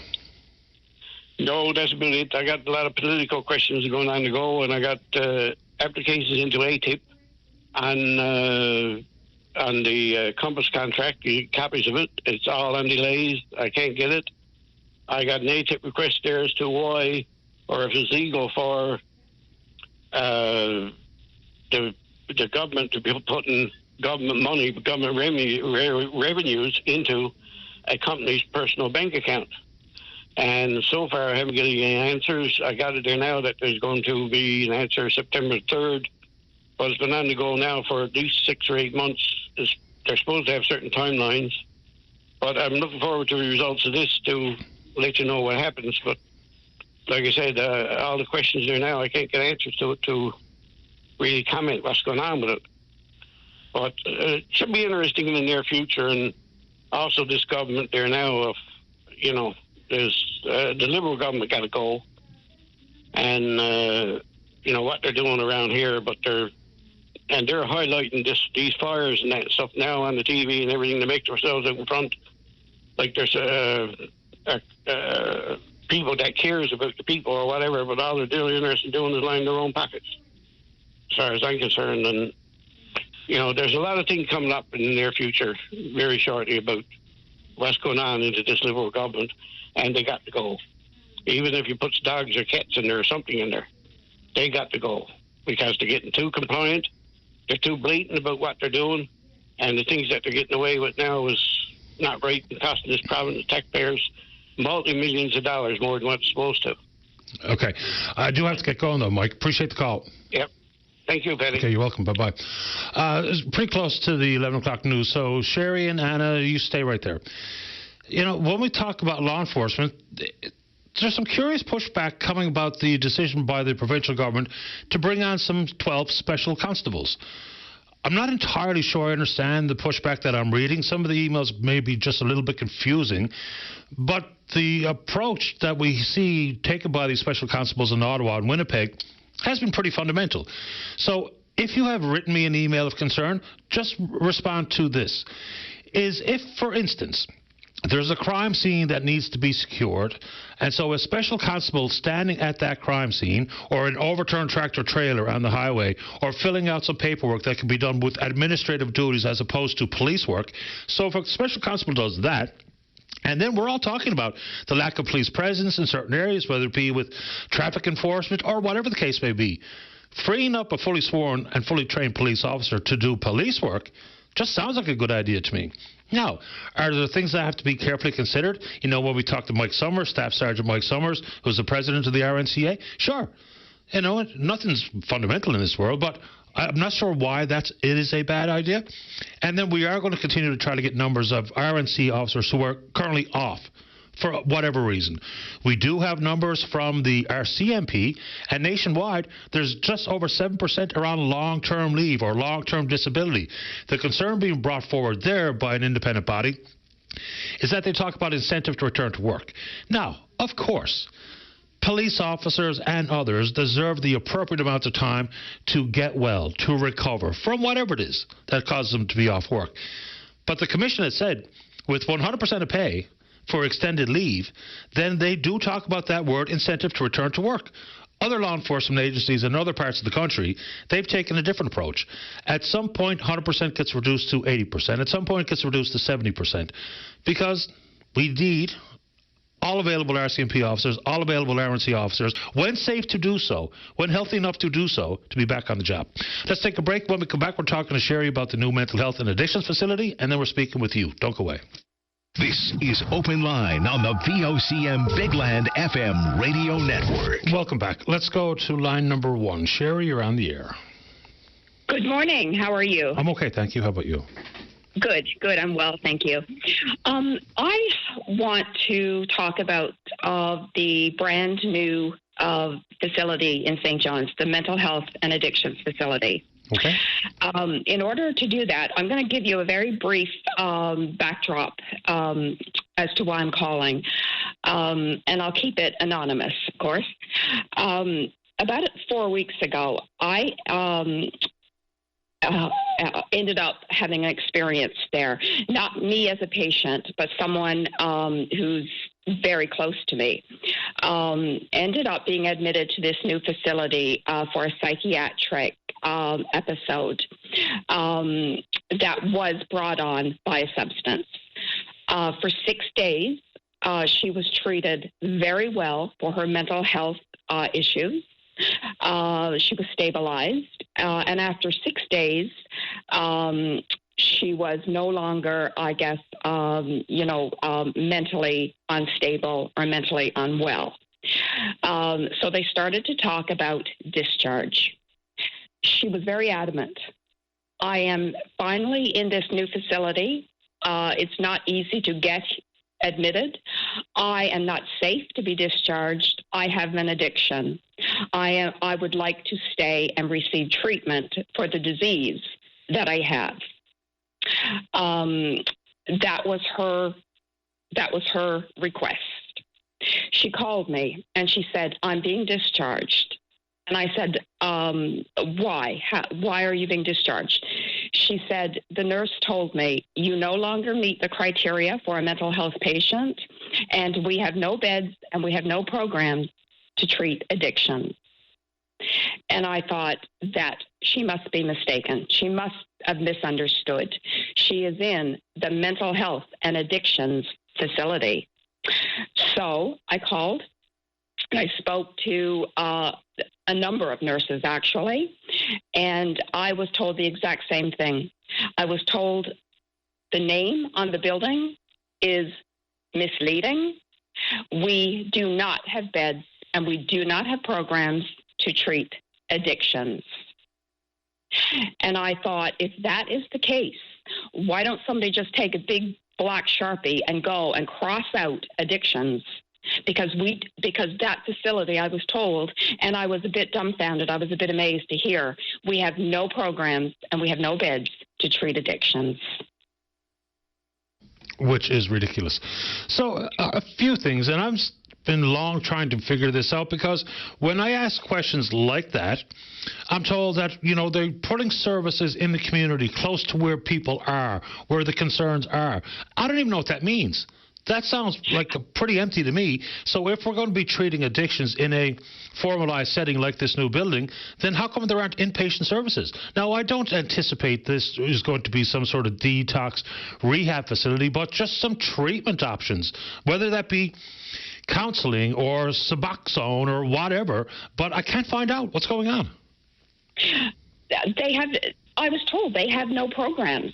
Basically, what they do upon discharge is they refer you to the Doorways program in the community, if your community is fortunate enough to have that. However, that is counseling that you get probably, once a week, once every couple of weeks. For somebody who is admitted to this facility, who came in a life-threatening situation, was treated for that life-threatening situation, and rightfully so, but is now stabilized and is saying, "I'm not safe to return to my community. I I would like to stay. I would like to stay and receive additional treatment. You treated me very well for the issue that I came in for. However, I still have this addiction. I'm not safe to return to the community. This will happen again. I would like to stay, and I would like to receive treatment because addiction is a disease. And if whether you believe that or not, that's what the medical profession says it is. So why does our brand new mental health and addictions facility not have a treatment, an inpatient treatment bed or program for someone who is saying, I want to stay here and receive treatment? I cannot foresee somebody going to a hospital with a condition in their body, let's say, that will probably kill them, and be told, I'm sorry, we don't have the equipment, or we don't have the medicine here to treat that. So we're going to discharge you, and you're going to have to go and find something in the community. Good luck with that, because we just don't have anything. We just don't have anything to treat you. I'm sorry. Yeah, I understand your concern. So addictions is a tricky piece of business when we're talking about formalized setting, because it either comes with a variety of things: initial counseling, supports, treatment, detox, rehab, and if that's not what that facility is, then what exactly is it? So yes, we understand the scourge of addiction in this province and in this country, and it's not just drugs or booze. There's lots of things people could be addicted to that's very harmful. Like we have an inpatient ward for eating disorders and those types of things. And yes, it is a mental illness in many times, and they two can go hand in hand. But we just don't do enough. Whatever the case may be. Now, you can't force someone to get help, but when someone says, I want some help, and we can't get it to them in a timely fashion, or whether it's the gap of time between detox and rehab and ongoing supports, if you don't feel safe to harm yourself, to harm others, those are the red flags. I mean, we're told all the time that's exactly how you present. If indeed you have suicidal ideations or you're thinking about hurting someone else, that's where we need to help somebody. And if it's not in that facility, where is it? Where is it? Where is it? I don't even know if it exists. We have two, I believe we now have three facilities in the province. We have the Grace Center, we have Humberwood, and I believe there's a new rehabilitation center that recently opened. However, and those were presented, as options. But when you look into those options, they have an 8 to 12 week wait list. And, I have a doctor saying to me, she's going to die. She's going to die if she doesn't get treatment. And my response is, well, she wants treatment. She's an inpatient at the mental health and addictions facility. Keep her here and give her treatment for the disease that she has. She cannot come out and wait 8 to 12 weeks to go into a 30-day rehab. The situation that may work for some people, but you're telling me that's not going to work for her because she's going to die. So keep her here. I'm sorry, we have no programs here to treat her. Yeah. I understand the concern. We'll go back to the drawing board with NL Health Services to get a better, clearer understanding of exactly what is or is not being offered at the building that has been deemed, and we finally determined that's going to be the name. Mental Health and Addictions Facility. So, anyway, I will follow up again, and Sherry, I hope your friend is doing okay. My friend is now in a private rehab outside of Newfoundland and receiving treatment. You can imagine the cost, several thousands of dollars. However, when a doctor says, she is going to die, you really have no option but go that route, because if the mental health and addictions facility doesn't have treatment and doesn't have programs, you have to find it somewhere, and it's not in Newfoundland. Right. I appreciate the time, Sherry. Thanks for doing it. Thank you. You're welcome. Thank you very much. My pleasure. Thank you. Bye-bye. Yeah, well, I guess we need a clearer, better understanding on an itemized list of exactly what is offered. Because we find ourselves in, I'm going to use the word crisis. Sometimes that's overused, but whether it be with mental health-related matters, whether it be with addiction-related matters, we are. We're in a crisis situation here in this country. Let's see here. Let's take a break. When we come back, Anna, you stay right there to talk about municipal affairs. Don't go away. This is Open Line on the VOCM Big Land FM radio network. Welcome back to the program. Let's go to line number 2. Anna, you're on the air. Yes, hi. I don't know if you can help me or not, but everybody says if I need an answer, call you. I'm just wondering what the duties of the Minister of Municipal Affairs, what are the duties? Like if you have a problem in municipality, does he just cut a check if they need something done? Or does he have something to do if a municipality has absolutely ruined your property? It's a big question. I did call some... I'm sorry. No, you go ahead, Sam. So I apologize. I did call somebody from his office, and I must say I was full of hope. And she said she worked in a municipality, and if a town ruins your property, they have to fix it. And then suddenly she stopped answering my calls, and she stopped answering my emails. So I'm not well. What has happened actually and caused my husband to have a nervous breakdown. Something we worked for 40 years was ruined. I lost him 2 years ago. So I don't always, the next day start working on it again. So I called the minister's office again, and I got this gentleman. And he said, well, I know the CAO up there, he said, and I'm going to get her to do up a file and send it to me. I'll get back to you. I didn't hear from him, and again, after a month or so, I sent him pictures of where things had even gotten worse, and his response was, this is a municipal matter. You'll have to go to your insurance. Now, this was a man-made, this was a disaster. It wasn't a natural disaster. And he said, you'll have to take the town to court. And that's what I got. Can you, if possible, Anna, can you give me a better understanding about what was destroyed? Everything. The road behind my house. When I don't know why they did what they did. The now mayor said that they did what they did with the road because there was people complaining about noise from quads and dirt bikes, and he wanted to put up a gate, and the council wouldn't listen to him. As a result, they ruined that part of the road. It's now closed. They took 2.5 feet of our property. Now, our property was 2.5 feet up over the old road, we'll say. When they finished, the road was up over our property. We had 3 or 4 horrific rain and windstorms. It took everything out. My driveway is gone.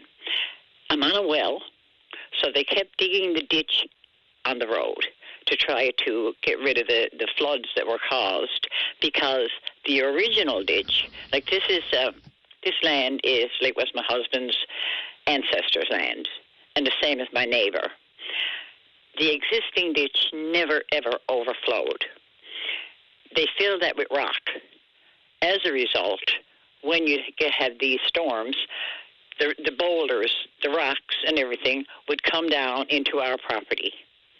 My driveway is gone because they dug the ditch so deep. I mean, those, the springs were running that way for hundreds of years. My well has gone dry. There's at least 3 feet of soil undermined. My lawn, which was like a carpet, I can't even get anybody to mow it now because of the ups and downs and the trenches caused by the water and caused by, when they did that, they changed the direction, the trajectory of the springs. So therefore the land is all undermined. The same thing with my neighbor. My neighbor was going to build a house for his daughter, and he he can't get a permit to build. They messed the road up so badly they had to close it, top and bottom. I have spoken to the council, and they don't even acknowledge. Like if I send an email, half the time they don't even acknowledge it. The former CAO, he came down, and because, like I said, my husband had a nervous breakdown. He never recovered. When, watching everything that we worked for so hard being destroyed, being lied to, being disrespected he was an amazing, hard-working man.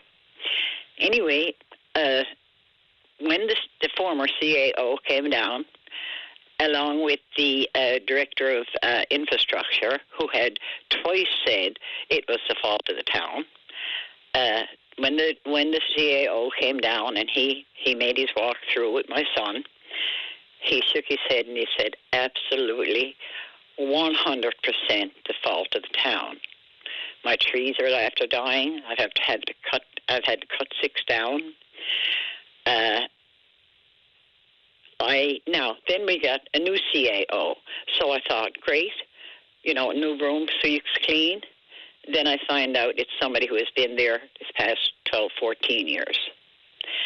About 4 or 5 months ago, we have a newspaper here on the shore, and this write-up was in there, and you could tell it was about me. And this councillor, who actually was feigning to be on my side and trying to get something done, made a motion that this case be closed, and it was. So I had several people call and say, are you going to answer that? And I said, no, got to get all my ducks in a row before I do that. But I'm just wondering, does the minister, does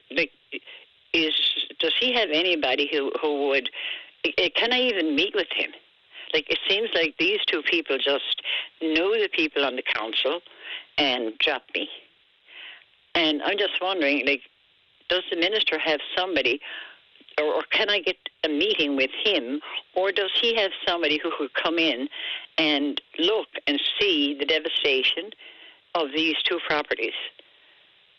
It's physically and mentally. I'm 78 years old. They've ruined my life. I wouldn't be able to sell the house now, and it was immaculate. And I wouldn't even be able to sell it now. The last, I went up with, and I'm sorry if I'm sounding a little bit, stuttering here. You take your time. But when the CAO, former CAO came down, I made a slideshow, and I wrote a letter to be given to this committee who was going to make up their mind, and brought it up and I showed it to them, and they said, what is it that you want done? And I said, look, just replace my driveway and replace the soil, because you can't put my land back the way it was. It's not possible. And they said, that's very reasonable. I asked if I could, or a representative of mine, could present this to this committee. And I never got, again, I wasn't dignified with reply. I got a letter from the director of infrastructure that they had a meeting, and all the work that they had done on this road, which they destroyed, because of all the work, my request was denied. And he had the date of the meeting. So under the Freedom of Information Act, I asked for the minutes of the meeting, and I asked for the several things like the name of the contractor, or who decided to do this with the road. And the answer came back, there was no meeting. And just a couple of very quick things. Did you provide the before and after pictures, say, for instance, to whoever at Municipal Affairs? I didn't get a chance to. They just stopped calling. Can you send it to me? Oh, I definitely can, and I would be so pleased if I could. Oh, and the MHA for here is amazing. She and her secretary came up, and they looked, and they're mind blown. Even the asphalt, which they called recycled asphalt, and it wasn't. My husband, he supervised one in BC, and they're using the recycled asphalt on the streets in BC. All the asphalt came off that with the floods, and it's down in my property and my neighbor's property. I had to move boulders the other day to try, because, I still got a bit of pride, and I had to move boulders the other day, and one of them, I actually put my shoulder out, and I think I've done internal damage. So, and I'll tell you what, before I do have to go, send me what you have. My email address is a really simple one. It's openline@vocm.com. Let me have a better look at what we're dealing with, and let me try to follow up on your behalf. Okay, and I wanted to mention to you about our MHA. She was amazing. She did everything she could. She wrote the council. They didn't dignify her with a response. And her secretary called me the other day, and she told me, I understand what you're saying. So you say it's, okay, can I have that email again? It's just openline. Openline. @vocm.com. Send me what you have. Make sure you tell me which community you're in and I'll know who your MHA is at that point. But you send along what you can, and let me take a look. How's that? I'd appreciate it very much. In the meantime, I am going to put it in, because I didn't dignify anything with this newspaper, anything that they said, because I'm not into lies. I'm not into gossip and stuff like that. I've got to have facts. So is it okay if I go ahead and put it in that newspaper before I send this to you? You do as you see fit, but I'd really like to see more information and visuals. Oh, absolutely. So send that along, Anna. I will get back to you, and I appreciate your time this morning. I'm really sorry for your troubles. Okay, thank you so much. You're welcome, ma'am. Bye-bye. Yeah, I'm looking forward to seeing that. Okay, earlier in the show we were talking about shipbuilding. When we come back, we're talking about ship recycling. And then whatever you want to talk about, don't go away. This is Open Line on the VOCM Bigland FM radio network. Welcome back to the show. Let's go to line number 1. Good morning, Rob Strong. You're on the air. Hi, Patty. Good morning to you. A long time no talk. Welcome back to the show. Thank you. It's always a pleasure. Lots of interesting topics this morning. In particular, I was very much interested in what Sam Sinyard was saying about new building in Canada and how little we're getting in Newfoundland. Put it in its context, Patty, for your audience's purpose. Canada's got a national shipbuilding strategy, and they've allocated $100 billion. Now, this is, as Small would say, this is not 100 million. This is 100 billion. And you know where all that's being spent? Irving's Yard in Halifax, Davies Yard in Quebec, and Seaspan's Yard in Vancouver. Yep. So we in Newfoundland, of that $100 billion on new ships or ship repair, I would suggest that we're getting less than 1%. New dock gets some work. They take a ship out of the water and they upgrade it a little bit, that sort of thing. But so we get, excuse the expression, but we get dick all in this province from this national shipbuilding strategy. And with this new government trying to speed up projects in various parts of the island, I think it's time we looked elsewhere. We looked at other aspects of shipbuilding, or in this case, ship recycling. Did you know that Canada has, excluding naval vessels, that Canada has at least, I can identify 41 vessels that are 40 years or older. And vessels that are familiar to a lot of your listeners, like the Louis Saint Laurent. You know when she was built? August 1969. I was going to say that's as old as Confederation. Well, obviously not. I think there's probably some in my list that are even older than that. But the Terry Fox, which is in and out, September 83. Henry Larson, 88. George Perks, and these are vessels that are in and out of St. John's on a regular basis. Wilfred Laurier, 86. The Hudson, here's a good one. Hudson, you know when she was built? 1963. So this $100 billion, and that excludes the announcement yesterday about the new submarines, the 12 new submarines that Canada's going to procure. So we've got 4 old British submarines as well that are out of service. So one of the solutions is obviously you're going to have to retire some of these vessels. Now, Canada has just signed an international convention called the Hong Kong Convention. And the Hong Kong Convention is been signed by I forget how many countries, but it's basically, and I'll quote, ensures these activities, meaning recycling, scrapping we used to call it, but right now vessels with vessels can be up to 95% can be recycled. This ensures that activities will be carried out in a manner that conform to the Hong Kong Convention, to which Canada is a signatory.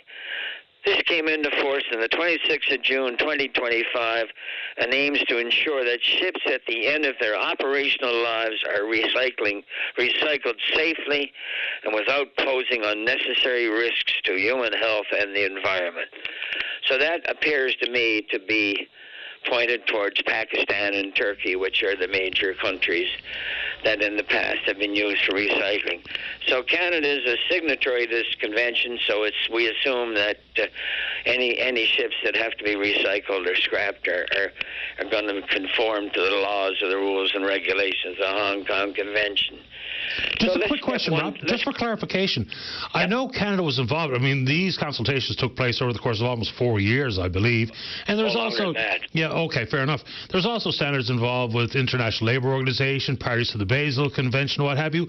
But our involvement, has it led to Canada actually ratifying the convention at this point? We have as of June of this year. Okay. So which is, as you correctly point out, this has been under negotiation for about 20 years, and a lot of debate back and forth. But Canada is a signatory as of June of this year. So now we have 40 vessels that over the next number of years are going to be recycled, and recycled properly. So where should they be recycled? Well, half of them are probably in service on the West Coast. The other half are probably in service on the East Coast. Halifax has no capacity because they're so busy building. There's a small recycling facility in Sydney, Nova Scotia, but we're negligent. We don't have enough facilities for recycling. So why not look to Newfoundland? If we can't build ships, why not generate some economic activity by recycling? And obviously one of the ports that should be evaluated or could be evaluated is Bull Arm. Here we have a world-class facility out there and nothing going on. I was out there about 3 weeks ago, a month ago, and saw nothing. The Henry Goodrich is gone. It's been towed to Norway for, I think, recycling. So there's absolutely nothing going on at Bull Arm. So why can't we do it at Bull Arm? So that's the intention I have. I'm involved in a company that's attempting to evaluate the marketplace to see if indeed Bull Arm can be accommodated, or maybe Argentia, or maybe there's another port. But here's a chance to generate 300 or 400 jobs almost forever and ever. So I just wanted to throw that in when I heard Sam Senior talking this morning about our lack of shipbuilding capacity. We do have it. I've discussed this with the people of Trades NL. They're fully supportive of it. I've discussed it with several other people. I've got it in front of governments right now, both federal and provincial. So we're going to see what happens. But it makes sense. What do you think? Yeah, well, of course it does. Just a couple of initial thoughts on it. It's one thing for Canada to ratify it, which means inside our own borders it will be done environmentally appropriately, and certifications and reporting, all those types of things.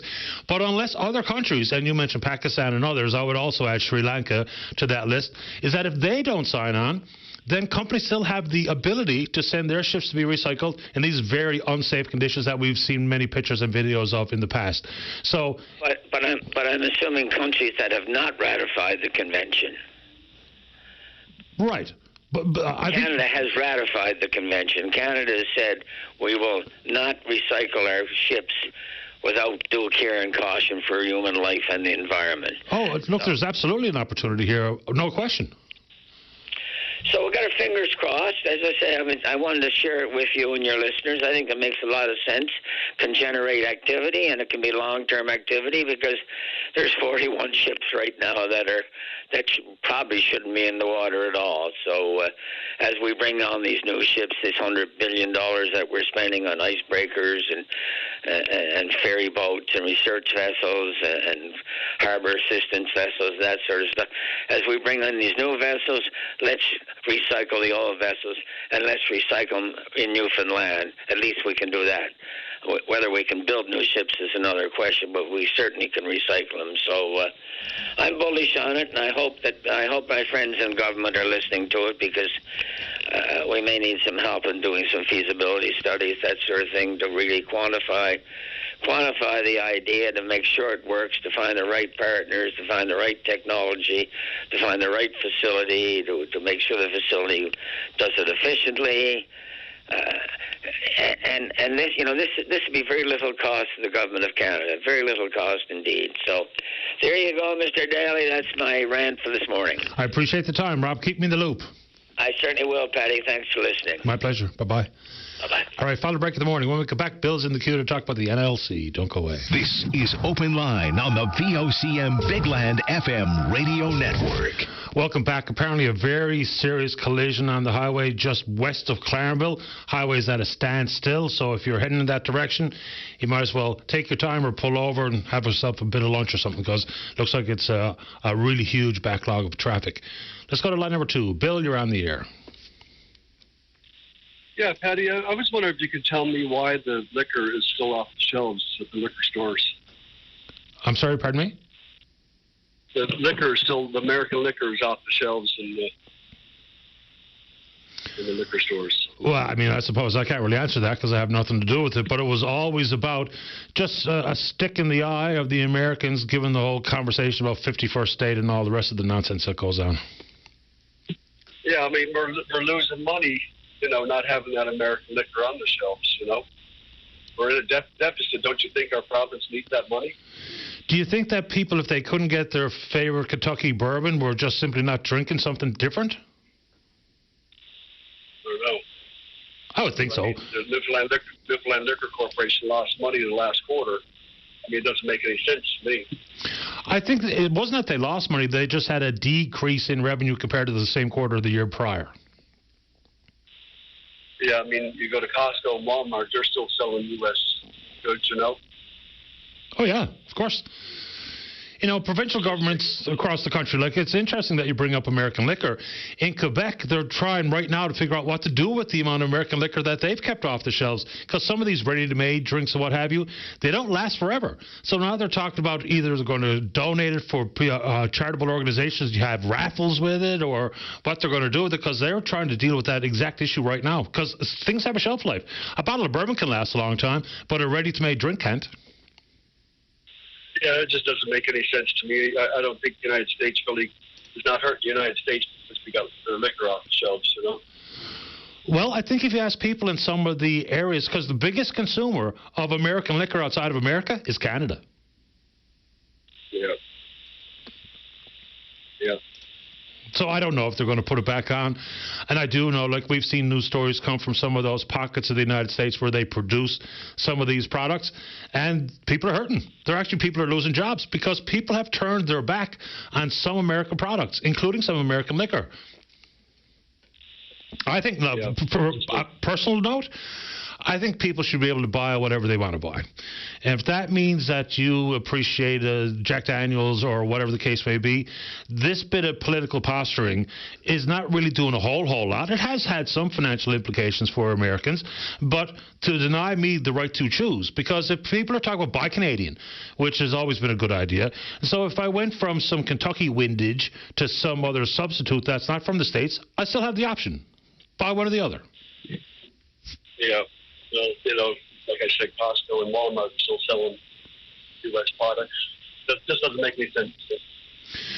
from a personal standpoint, and this is well prior to any Trump stuff, is I've generally tried to be smart about what I buy. You know, buying something that's made in Canada or a product of Canada has always been a good idea in my mind. You know, you get what you pay for. Sometimes if you pay a little bit more for a better product that lasts longer compared to, you know, some throwaway stuff that we buy from places like Bangladesh or from China or what have you. And I think a lot of Canadians really have, look, people are price sensitive, number one. But for folks that are taking a little additional time, that so-called boycott on American products seems to be a real thing, or at least it was for a while. Maybe it's run its course and people don't care anymore. They just buy whatever they want. Right on. All right, thanks. I appreciate your time, Bill. Bye-bye. Bye-bye. Yeah, consumer choice is important here. You know, I get why people were frustrated or furious, whatever the right word is. I was too. To have to listen to the incessant, incoherent babbling about our cherished 51st state and all this stuff is like, there's a reason why travel numbers are way down. And it's not just Canadians who aren't traveling like they used to. Some Canadians still are. Fair enough. It's your money. Do whatever you want with it. But the numbers are clear. I mean, whether it be traveling around our own country, travel is up to Europe by Canadian travelers. That's undeniable. And it's down in the United States. And, you know, we'll hear all this, we don't care, we don't need Canada. But I don't know. If I'm working in hospitality in Vegas and the numbers are off the way they are, maybe, just maybe, I'd like to see a few more Canadian faces like in years past. I don't know. What do you think?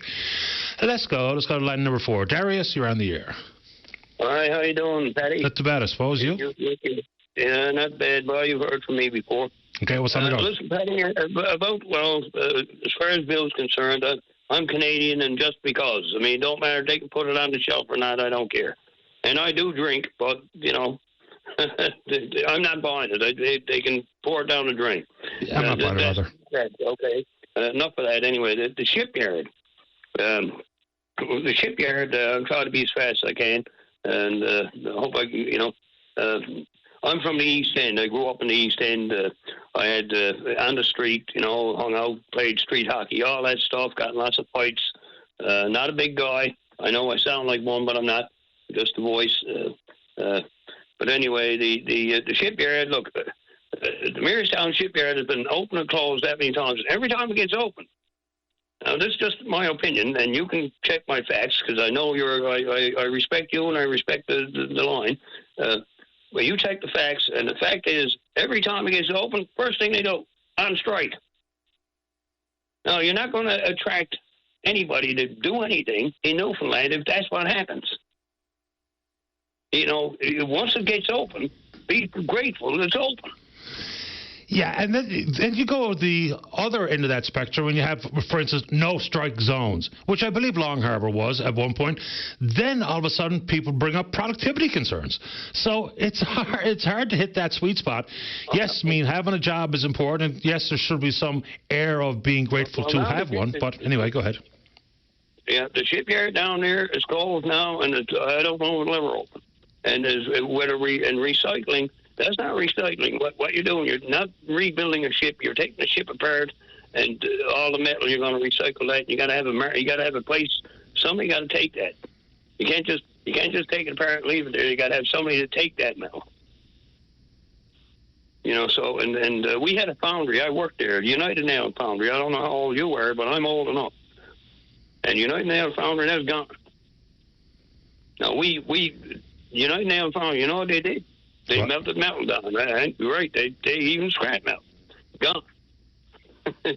You know, so, but anyway, so, you know, I'm just saying, that's my opinion about I think that's why we're not getting some of that $100 billion. And as far as $100 billion goes, Muskrat Falls, remind me, please, that started at how much? $2 billion, right? Then it went to $4 billion. And how much has it cost us so? And this is we own this. Newfoundland owns it. Newfoundland and Labrador. How much has it cost us? It started at $5.2 billion. And, okay, 5.2. Yeah, and now we're just shy of 14, and that's without the updated numbers because we're still not fully done. So hasn't been an updated number in quite some while. Yes, oh my God, right? So if we're going to build anything, let's know what it's going to cost Newfoundland. And will it last? And let's get you know, the union, I got no problem with unions. But for the love of God, let's get everything together, get all our ducks in a row, and then say, okay, this is it. We're not going to be Donald Trump. We're not going to change our mind tomorrow. It's like, we got a deal. No, we don't have a deal. Fair enough. I think you called about something else, Darius, but it's 11:59 and 39 seconds, so we'll have to leave it for today, but you're welcome again in the future. Yeah. Sound good? Yes, sound good. Thank you so much for taking my call. My pleasure. All the best. All right, there you go. Good show today. Big thanks, and we will indeed pick up this conversation again tomorrow morning right here on VOCM and Big Land FM's Open Line. On behalf of the producer, Beth Fagan, I'm your host, Paddy Daly. Have yourself a safe, fun, happy day. We'll talk in the morning. Bye-bye.